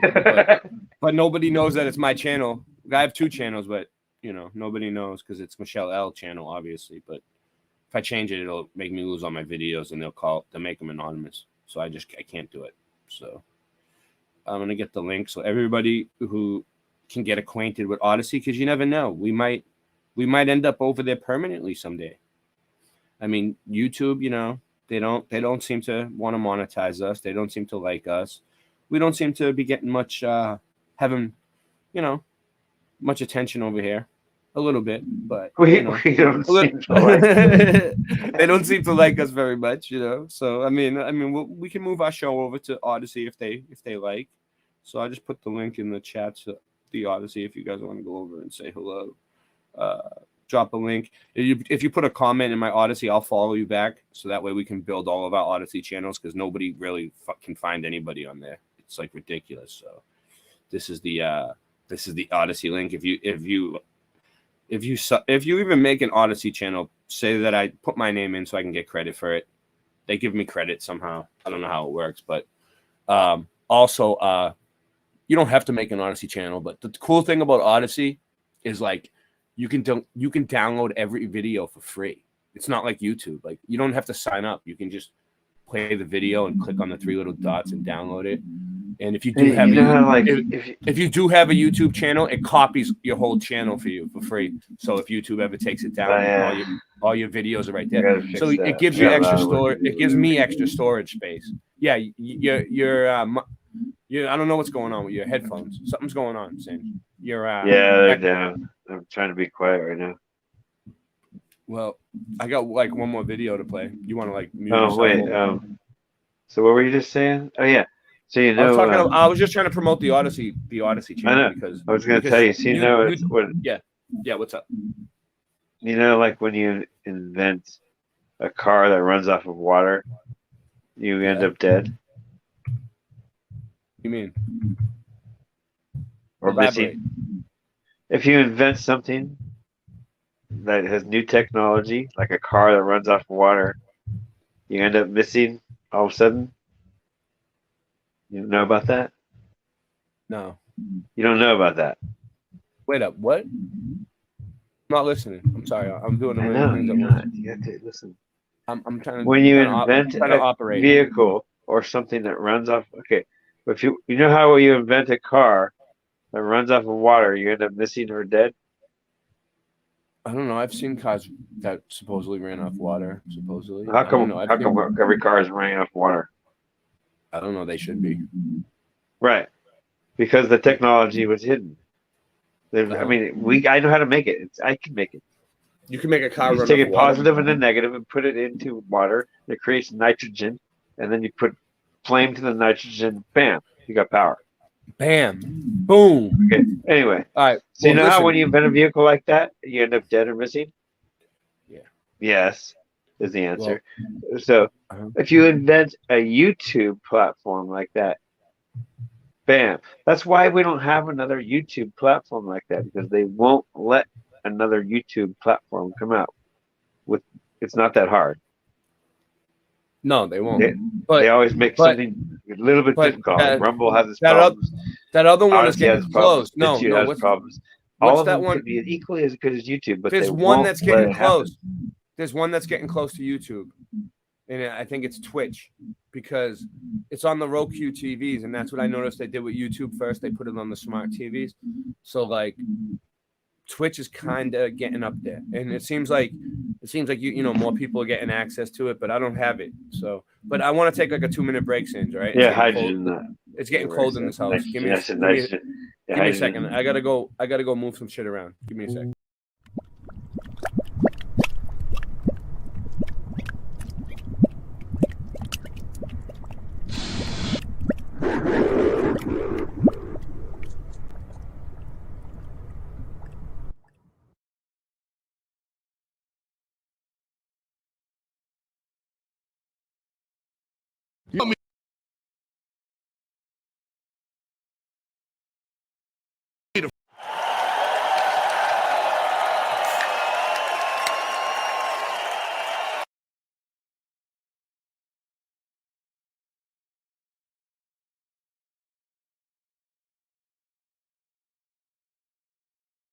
Well, that worked out pretty well. Okay, yeah. Let's give us a first shout out. I don't think we have yet. Jonathan Kampala, what's up? And Joe K. Random fan. Right, Russ. Everybody make sure you sub to the Late Night Live channel right there. Okay? Make sure. Because you never know. That might be our only channel at some point. Random fan. Who else do we got here? Bobby Miley, what's up? Did I miss someone? Melanie Moran. I'm hungry. Machine Head 69.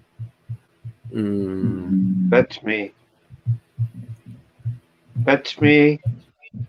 Gary a Thorson. Phoenix. Super Sidewinder. I, Oh, Michael Joshua Lewis. as What's a up? king, must eat kingly. Fetch me Tommy a phoenix. What's up, Jenny? How you doing?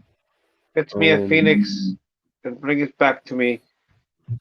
Scott Level Round. Wow, we got a lot of people. We had a lot of people here tonight. A lot of people in and out, in and out. A lot of traffic. Aether Slide. What's up? How you doing? Acoustic Lucidity. Love it. What else we got? Go back to the bottom. I'm getting a little good at this. I'm doing it. What are we? 184 now. This is episode 184. There's been more episodes. I lost count a few times. There's been a few missing episodes. People might still have them if there's somebody taking an archive of this, but I doubt it because I don't even have them all. So I don't know. Maybe someone has the missing episodes somewhere, but pretty much the Odyssey playlist is the place to go if you want to see all the Late Night Lives, like every single one we ever did. We have like the super duper Late Night Live Odyssey playlist. It has like I have the missing Brady Bunch episodes, what on your Odyssey, as well as the missing Gilligan's Island episodes. Yeah, they're very special. Yeah, well, I know. They have I mean, deep meaning for human. we have one person watching on Odyssey. Nice. Or something. Hi. Hello, Odyssey. I should go on there more. Yeah, we can't just we gotta stop completely ignoring Odyssey. You know what I mean? Like that's what we do. I think we need to stop paying more attention to it. I think You Odyssey. start going into Odyssey the and way to go. BitChute. Yeah, Sure. I have my BitChute, but you can't go live on BitChute though. Oh, okay. They need to fix that. That's a big problem for them. They need to figure that out because like if people could go live on BitChute, that might be the ticket. That might be the ticket. But they didn't do it yet. It's been a while too. I don't know. I don't think they're gonna. I don't know. I haven't heard no chatter about it. But you know, let me see. I'm trying to find my playlist here. Yeah. Fetch me Late Night Live playlist. a phoenix stuffed with the wings of private. a red That's a problem. basilisk. That's a problem. So my And Late the Night toes private. of How'd that happen? Of course it is. beetle toes, and Yeah. basilisk wings stuffed in a phoenix. There is no Late Night Live playlist. For I am a king, and I demand to eat kingly things. Bring me a phoenix. Shush. Go. Phoenix.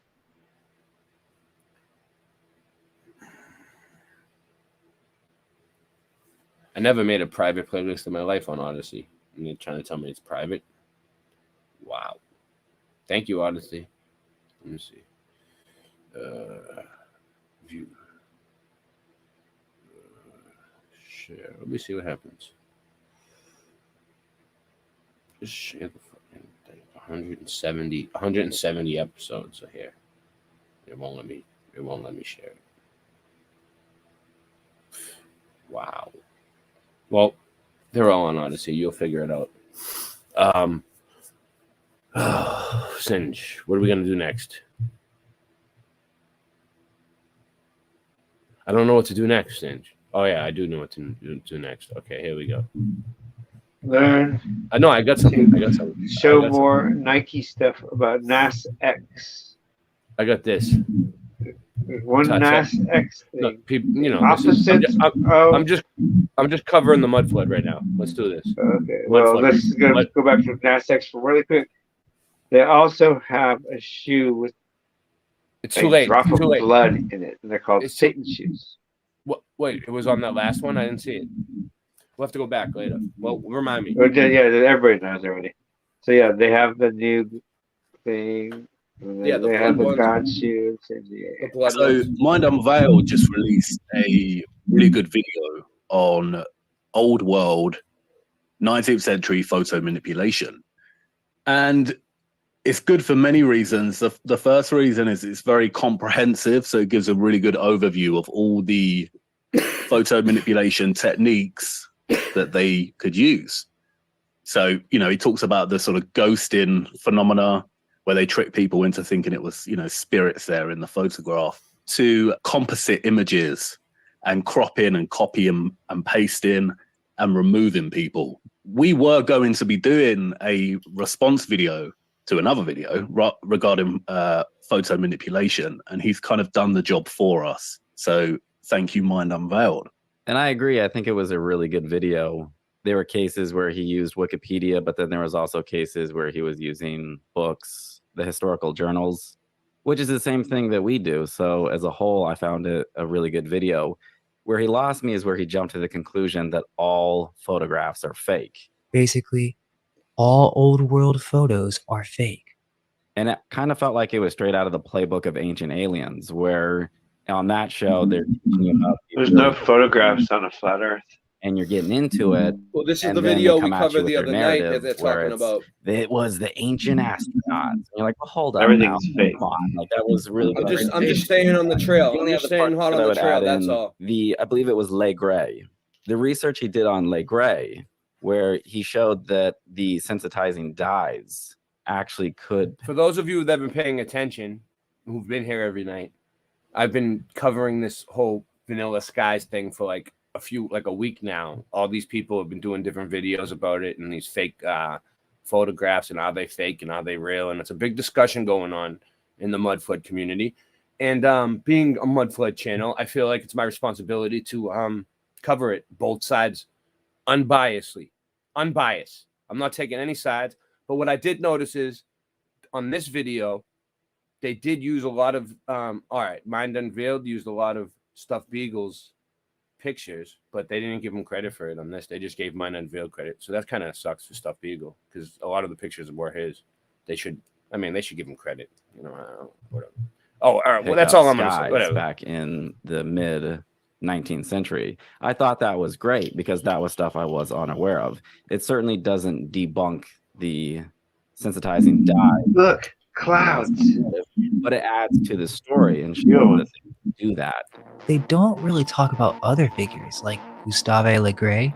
There are entire websites and a Wikipedia page dedicated to Legray. I'm not sure who they are from the statement they don't talk about Legray, but having now become aware of his name, it's very easy to search the web and get information on him. The presentation emphasizes that Legray's techniques was an industry secret and kept secret, while ignoring Legray's shady business practices and unsatisfied investors, which led to the studio's closing. Even on Wikipedia, it states that Legray's process had major practical disadvantages that made it inconvenient for field use. Yeah, you're right. And that's what Mind Unveiled doesn't emphasize, is that the wet colloiding process, just in general, had a major disadvantage. And that was because it had to be done before the plate dried.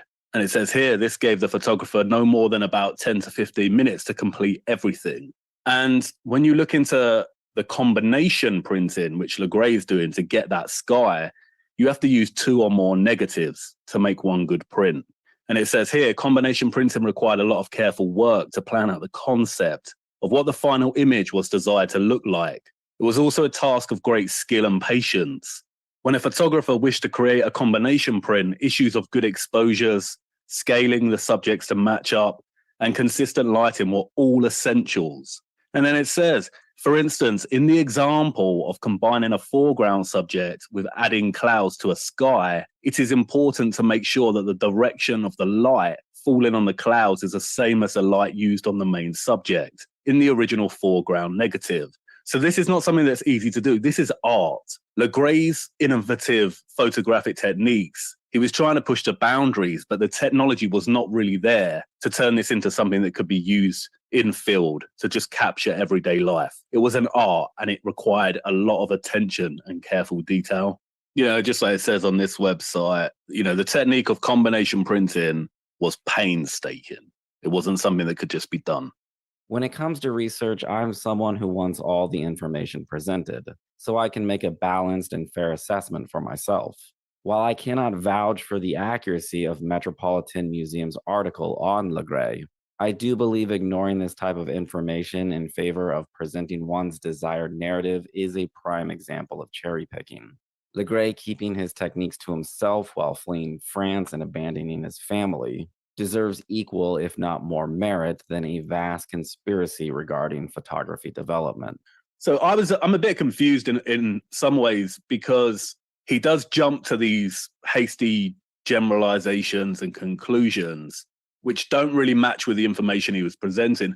But also as well is that I don't know whether, because he stopped using the word Tartaria, and I don't know whether this is in support of that hypothesis or not. But what he's presented actually delivers like a tremendous blow to the Tartarian hypothesis. Whether it's a verbal debate, you know, an essay or an entire book. Photography literally translates to drawing with light. And just like in chess, when you make an argument, you have to anticipate and try and foresee all your opponents and opposition's moves in advance. And it's the same in argument. When you're making an argument or you're in a debate, you're always trying to see the potential pitfalls of that argument. Initially, that should be done from an honest perspective because you want the argument to be correct. But once you feel like you have a correct argument, you still have to see those pitfalls because you will be challenged.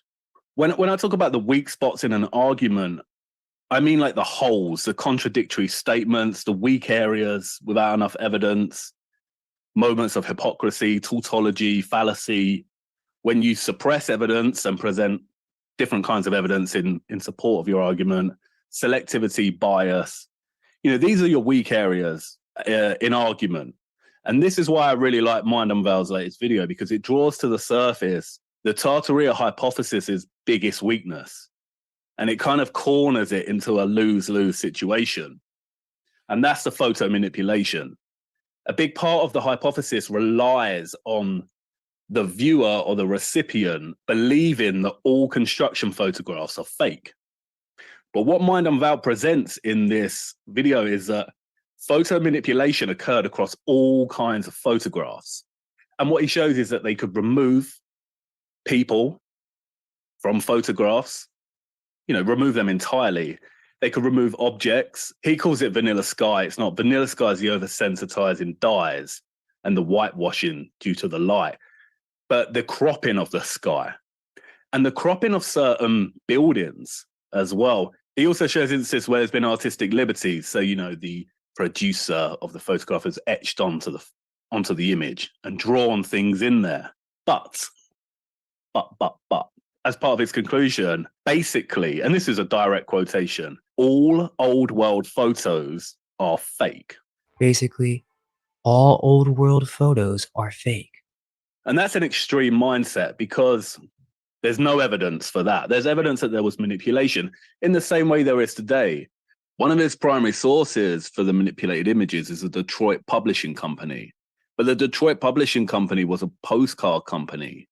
And postcards by default are manipulated. And you see that here, especially with colorized photochrom. You see the way the edges are faded. You see that they emphasize good weather. And you see that they also remove objects that damage the composition of the photograph. So it's exactly the same as it is today with magazines, adverts, and, you know, whatnot. And we make people look more beautiful today, just as they did back then. You know, he states that photo manipulation has been around since the camera's inception. Well, that immediately tells us that, one, the Victorians were indeed advanced, and not just horse and cart people.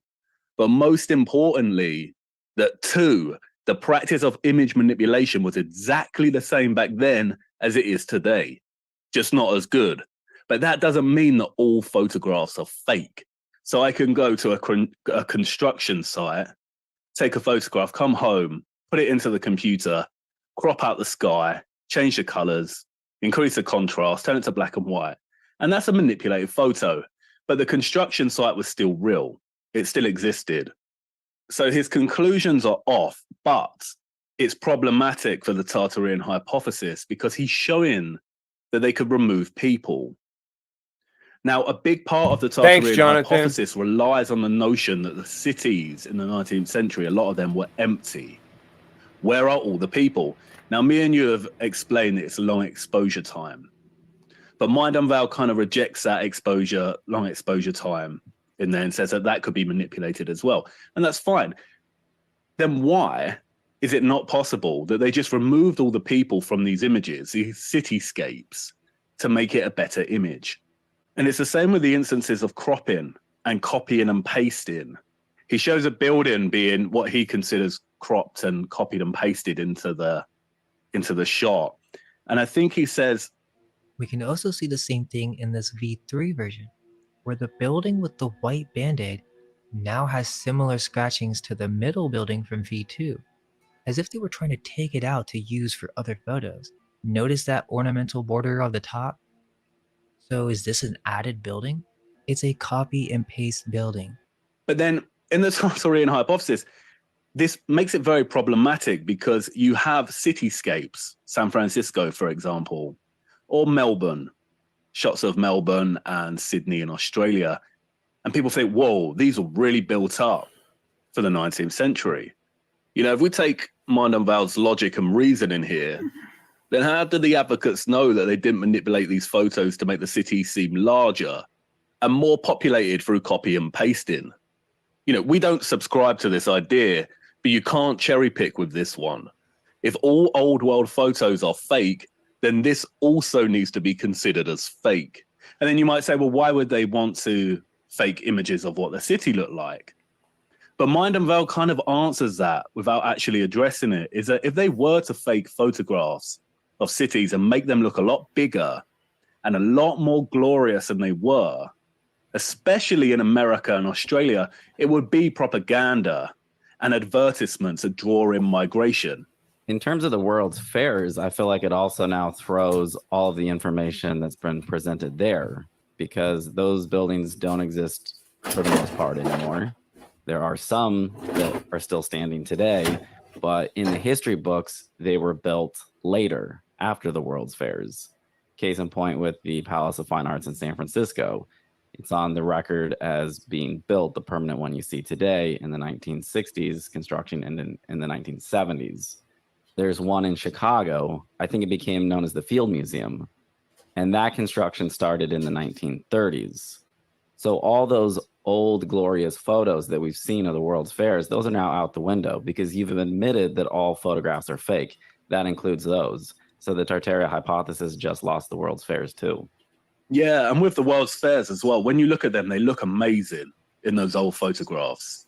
But if they were that good at touching up images, and he shows that, he shows how people were made to look more beautiful than they were. But then why wouldn't you do that with a fair? Of course you would. And you also get photographs of the fairs illuminated at night, and you think, whoa, they had all this amazing light systems and electricity. Again, the photo manipulation has to be applied there. It has to be applied to everything.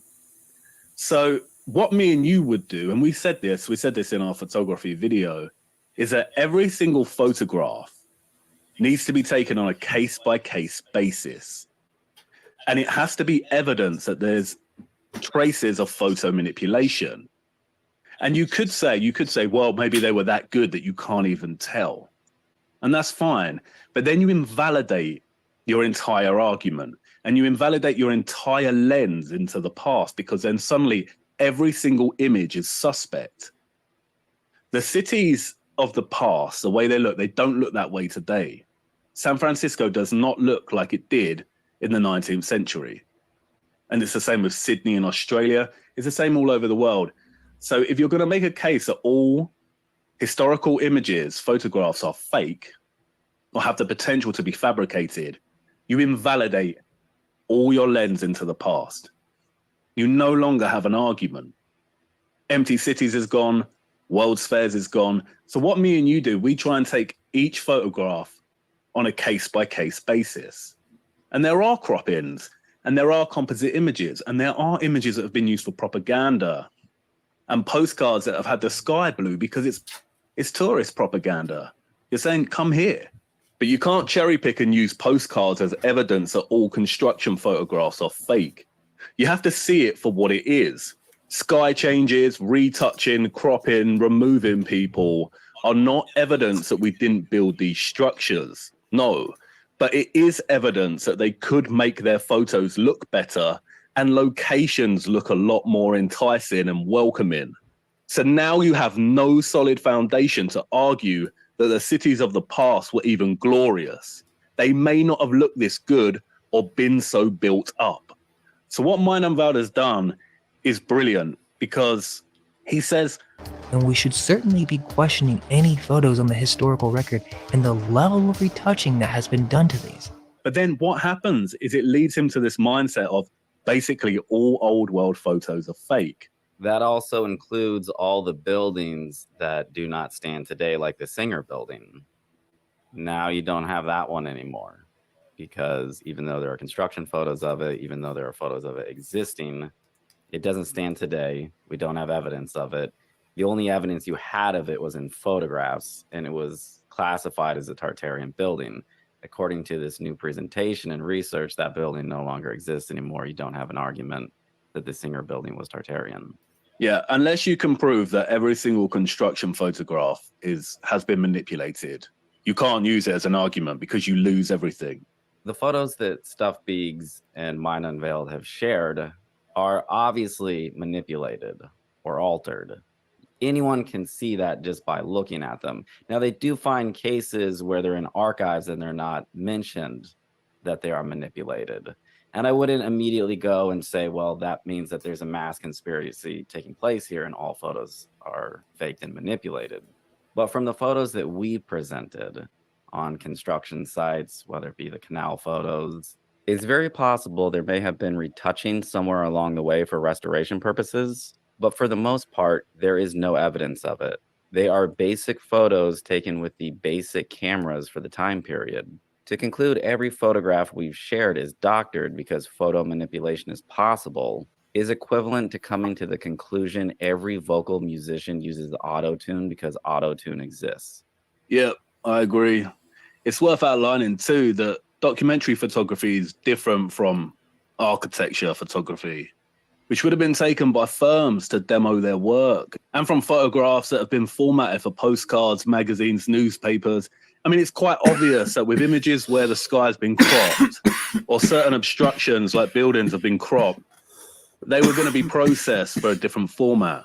Just like the Singer building here, the photo on the left is the original, and it's been processed into this postcard on the right. And it's got a different sky and whatnot. And we still practice this form of photo manipulation today for publication. And there is also such a thing as art. Many artists today still merge painting and photography. We practice all of this more today than we ever have done. And it would be very easy for a generation in 100 years' time to find all of this and use it to hypothesize that we didn't exist, you know, and we're a historical fabrication. But that's not the case. Not everything is a lie and not everything is truth. And there's a reason that I never use photo manipulation to support my arguments in LHFE. Because it's cherry picking, and cherry picking is hypocrisy. Meinenwald concludes, we must use other methods to question the official narrative outside of photographs that were given to the libraries and archive collections through these corporate publishing companies. And we actually agree. It is time for the Tartarian advocates to use methods outside of photography to question the narrative. You can't make photo manipulation your central argument because, like we've said, it undoes all of your arguments. You don't have a lens into the past. You need to go to different methods of debunking history, and especially construction. So there's a vast amount of available evidence that can be tested to demonstrate whether manual construction is possible or not. Steam machines still exist. You can go and test them out. You can build a Jim pole crane or a derrick crane out of wood and see if it can lift a load. And we do have evidence of people moving megalithic heavy stone manually. We have evidence we can carve stone. There's so much evidence out there that we can make bricks on mass. So that's where it needs to be debunked. You need to actually demonstrate it on manually, and then you might have an argument. I think it's very tricky. You know, they try to use his examples of photo manipulation as supporting evidence that all construction photographs are fake. Then, like we discussed, they lose major components to their hypothesis because you can't arbitrarily just cherry pick to suit your argument. And just to go back to when you showed Legray, I noticed it said down the bottom that he was buddies with Alexandre Dumas. He wrote a famous novel, The Count of Monte Cristo. Well, that's another area the advocates can attempt to debunk all the writers, because they wrote both fiction and social commentary. The world is captured very well in their texts. So as a starting point.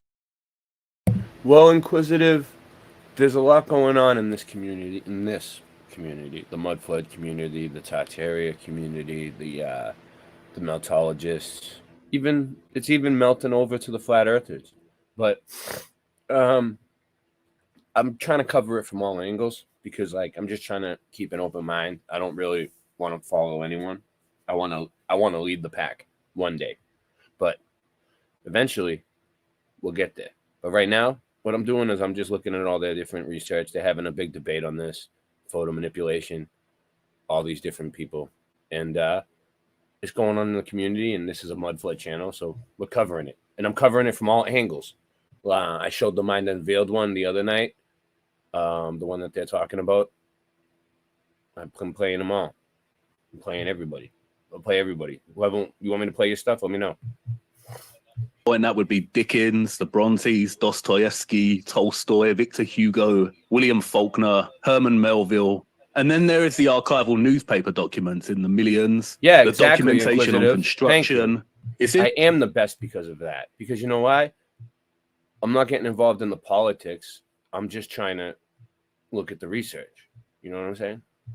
And once they reach a conclusion, I'm going to go with all of them. When they all agree on something, the meltologists, the mud flooders, the ones that are for Tartaria, the ones that are against Tartaria, the flat earthers that are saying there's ether, the ones that are saying there's no ether.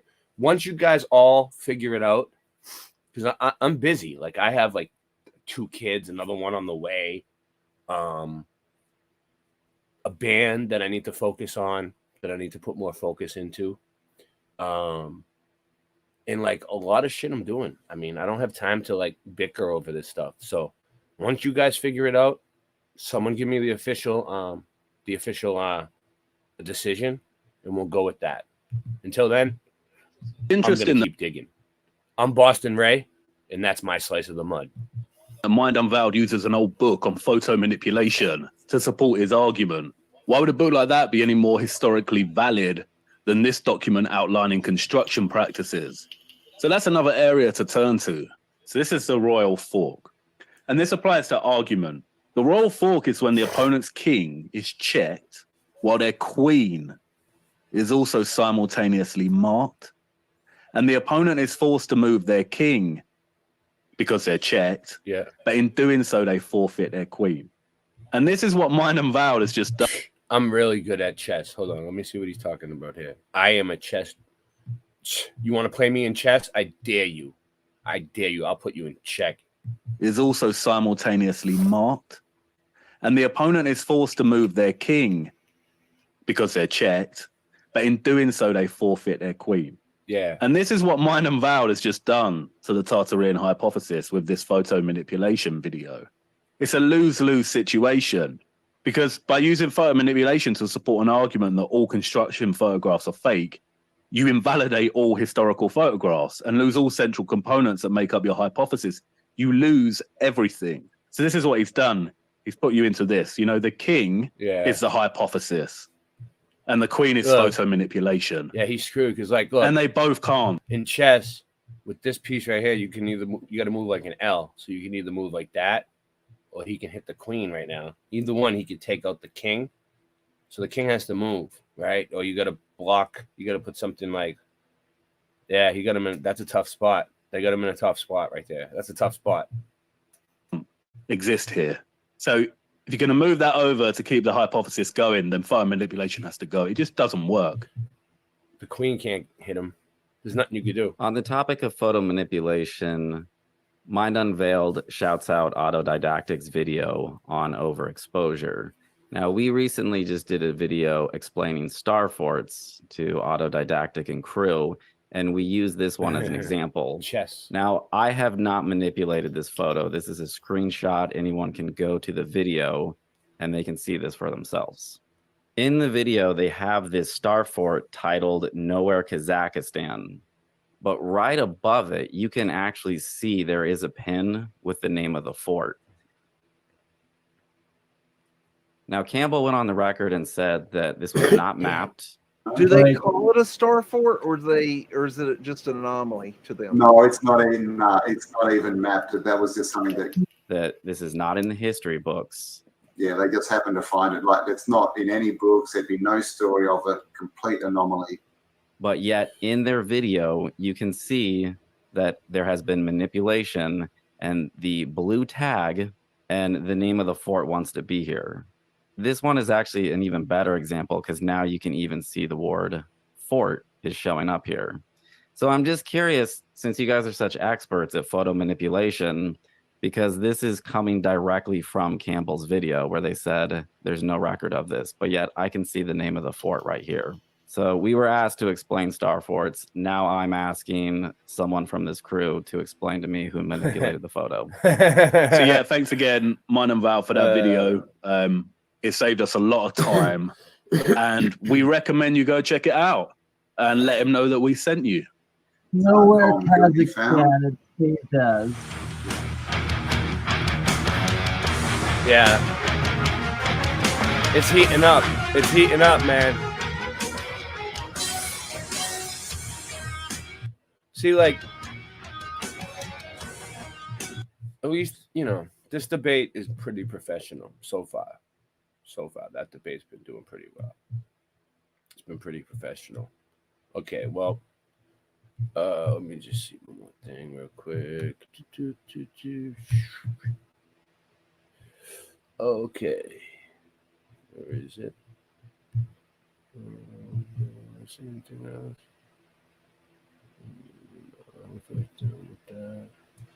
All right. No. Wrong thing. All right. Okay. I'm gonna get out of here soon because I got some shit I gotta do tomorrow. But if you want to support the channels, right, you go to the About Me section. All right. I'll put the links in the chat. We got PayPal, we got Cash App, Singeman has Cash App, Venmo, Odyssey, Buy Me a Coffee, which you can get like I don't know, you can do like a monthly thing or a weekly or just one donation, or like you can there's like music up there and I post things sometimes, and I'm working on posting more stuff. Also we got a store. We got tons of merchandise, all kinds of stuff, but I made some new stuff and I don't know if a lot of people seen it yet. So it's kind of cool. It's a new design. Latter-day Saints designed it. And it's basically because it's cold out now. So like I made a ton of hoodies. I got Late Night Live hoodies. You can get them in all different colors. I got all kinds of Late Night Live stuff. Look, Fucky Ducky Late Night Live hoodie. You know, zip ups and shit. But let me see if I can get to it. If it'll ever let me there. That ain't gonna do it, is it? It's busting my chops tonight. Wow. Okay, I guess not. It was gonna do it. Yeah, it's being a chop buster. Let's see. No, oh, brought you to my channel. That's cool. All right, let me see. Hoodies and sweatshirts. Let's see if it'll bring it up for me. All right, so we got all these hoodies. Look at this. All these hoodies. Look at that. Look at that. Look, we got pages of hoodies. You need a hoodie for the winter time? They're all different prices.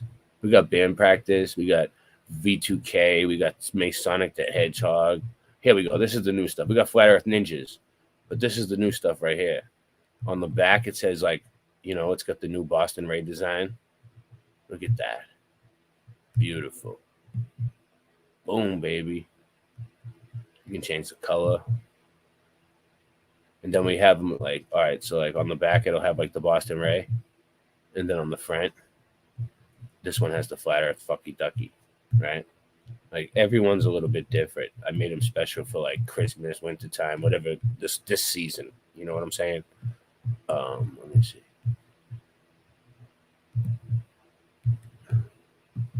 All different colors, like pullovers. And then like this one's like, look, it has like, this one has like Boston Ray on the back. You know, it looks the same. It's a zip up. It looks the same as the other one. You know, Boston Ray Mudfoot Adventures. You know, I'm drinking a glass of mud. It's got my face on the back. And then look on the front, Flat Earth Ninjas. You see what I'm saying? Almost the same, but you can get it in all different colors. Like you want it in gray. Boom. You know, you want it in light blue. Boom, baby. Get it in any color. Everything's like that. You know what I'm saying? So whatever color you want. And the stuff comes out looking different than how they have it on here. It looks a lot better when they send it. It takes like 2 or 3 days. Let's see what the last. I got one that's just like a crew neck hoodie with no hoodie, just a sweatshirt, you know. This one comes in like tons of different colors. And then it's got like what the hashtag mud mob on the back. You know what I'm saying? Whatever. It's just to support the channel. Something else I think is pretty cool. Let me see the drinkware. Look at this one. I got a ton of. I like making glasses for people to drink out of. People like to have fancy things to drink out of, right? Everyone likes to drink out of a nice cup or a nice glass. Check this one out. Boom, baby.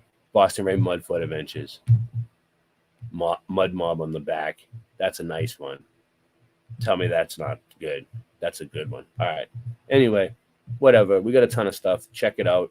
Support the channel. Support what you like, or it might disappear. You never know. You never know. Everything that we get goes back into making these shows. I'll put all the links in for all the Cash Apps and Singeman and everybody. You know, you can donate to him too. He needs help too. He needs help more than me sometimes, most of the time, actually. So other than that, I'm going to go back to sleeping in my recording studio. Melanie Moran, please get me out of here. Please. They're trying to keep me as collateral. They're trying to hold me as collateral. I don't know what's going on, but I don't know. I really don't. We in Colorado Springs. Webby and Friends concert about to go down. I'm one of his friends, so I'm here. It's hot. It's hot.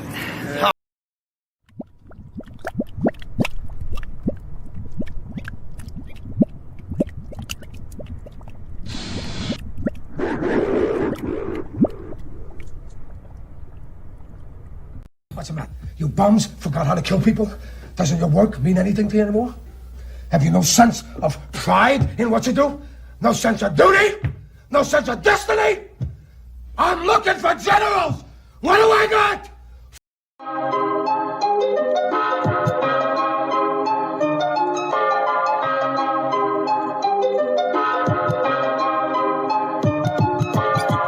Earth is flat, what you gonna do about it? The earth is flat, what you gonna do about it? The earth is flat, now what you gonna do about it? The earth is flat, now tell me what you think you're gonna do about it. Tell me what you think you're gonna do about it. Tell me what you think you're gonna do about it. Tell me what you think you're gonna do about it. Earth is flat. What you gonna do about it? I thought you knew about it. Would you rather do without it? The Earth's a center, the sun and moon moves around it like a clock. Can you hit a moving target with a rocket? I'm not hard to get along with. Just take a bong hit. Do you serve up any content? The stars are constant. You want a consolation for it? It makes me vomit. We never do get hit by comments. I know you want it. Just leave another useless comment. NASA lost it. The Earth is flat. What you gonna do about it? Earth is flat, what you gonna do about it? The Earth is flat, what you do about it? The Earth is flat, what you gonna do about it? The Earth is flat, what you gonna do about it? The Earth is flat, what you gonna do about it? The Earth is flat, now tell me what you think you're gonna do about it. Tell me what you think you're gonna do about it. Tell me what you think you're gonna do about it. Tell me what you think you're gonna do about it. You know it's flat. And there is a bunch of us. The globe is munching on a bunch of snuffleupagus. You think it's cute? Then why not cuddle up with us? We know it's flat. Why you making such a fuss? My supper was the fucking best. That's just because the Earth is flat. It hit me like an uppercut to the nuts. The Earth is flat and there's nothing you can do. The Earth is flat and there's nothing you can do. There's a Russian with the crew. Don't forget to brush after your food. Asteroids and asteroids too. The Earth is flat and there's nothing you can do. The Earth is flat, there's nothing you can do about it. The Earth is flat, there's nothing you can do about it. The Earth is flat and there's nothing you can do about it. The Earth is flat, there's nothing you can do about it. The Earth is flat, there's nothing you can do about it. What you gonna do about it? The Earth is flat. What you gonna do about it? The Earth is flat. It's fucking flat. The Earth is fucking flat. The Earth is fucking flat. The Earth is fucking flat.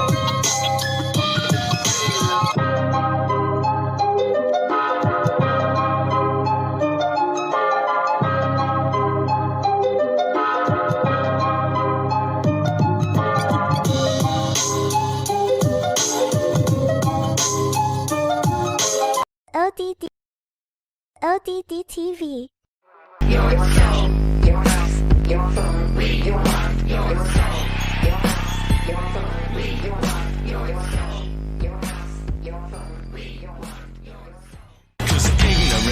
Static Selector. Static Selector. Static Selector. I'm a walking bad habit, eat tabs up in the cabinet. Savage rap status, vocabulary extravagant. A rock star, popping rocks in bars. Used to flip bud, now just rapping, copy a car. No telling, Connecticut felon. I GPS them and find my mark like Magellan. With more lines than Corey Feldman. I never cease to impress them. I cardiac arrest them with every studio session. I'm killing them, no question. Web's back, better hold your breath when I'm rhyming home. I murder beats, I'm Jonah Hex with a microphone. Fiends saying I'm the dopest yet. And haters, I shrug them off until my fucking shoulders sweat. I'm breaking bones, a modern version of Casey Jones. Sword in hand, I'm the winner playing the Game of Thrones. Fuck beef, my rapping style's filet mignon. Getting drunk, fuck your driver, somebody take me home. Take me home now, bitch. Watch for the cops hit the blinker when you switch lanes, cause you know that I'm famous and I'm rich. Eyes on the road, take me home now, bitch. Take me home now, bitch. Watch for the cops hit the blinker when you switch lanes, cause you know that I'm famous and I'm rich.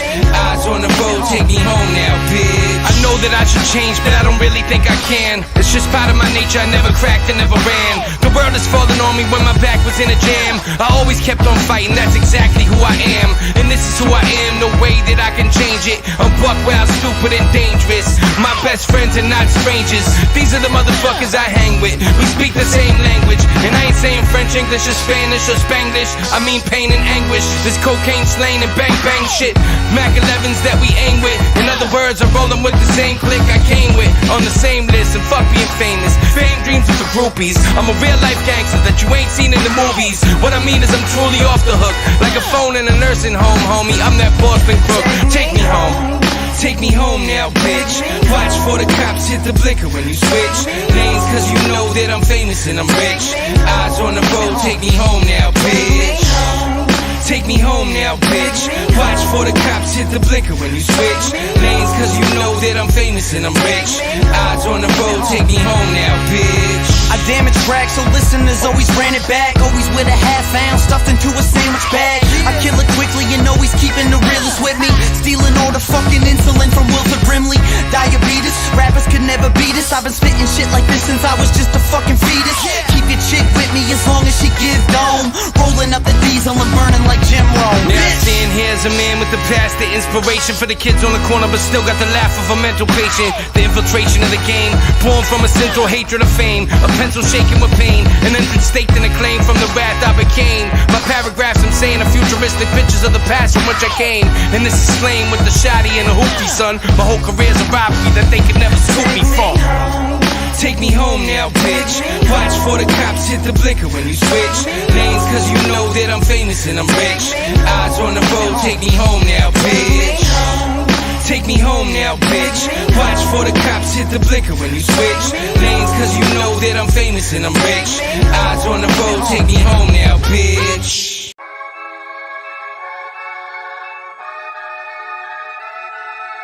Yeah, this is how you sell your motherfucking shit yourself. This is not an overnight story of success drawn up in the boardroom by corporate executives. This is not a fabricated gimmick or mimic. I'm a real life image of a world where the hectic live. Brought up in the streets of purgatory, living next to sin. Caught up in the beef and murder stories with my best of friends. Thought of some creeps and burglars, boy, we were just destined then to take our last breath early. I caught a second wind. My heroes, hustlers, fighters, killers, and cons. Ain't none of them in flew with the cape.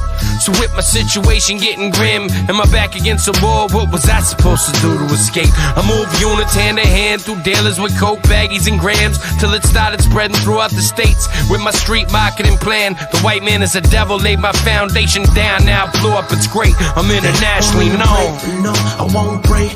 Look me in the eye, you know it's my fake middle finger in the air. I hear what they talk, but I could care less. You in phase of my walk. All I got is a whole lot of time, so I focus on the grind. You can hear the heat bumping from the sidewalk. I don't trip off nothing, and y'all can stay front while I make my way off the sidewalk. I walked through this death trap and never lost my life lost me. I bought the truth to pay with my youth, the price cost me. They want me stabbed to death with a knife, the night's frosty. I stayed up nights and prayed to a Christ, but he might cross me. Dudes is looking at my feet, they wonder what the nights cost me. Plus they wanna keep me off the ice like a Mike Bossy. There's a price in my head. If these guys off me five or watch me die from their vibe, sipping their iced coffee. The public love it or hate it, can't keep their eyes off me. I'm a murderer massacre man, I never die softly. That's way more than my music, this a ruthless product.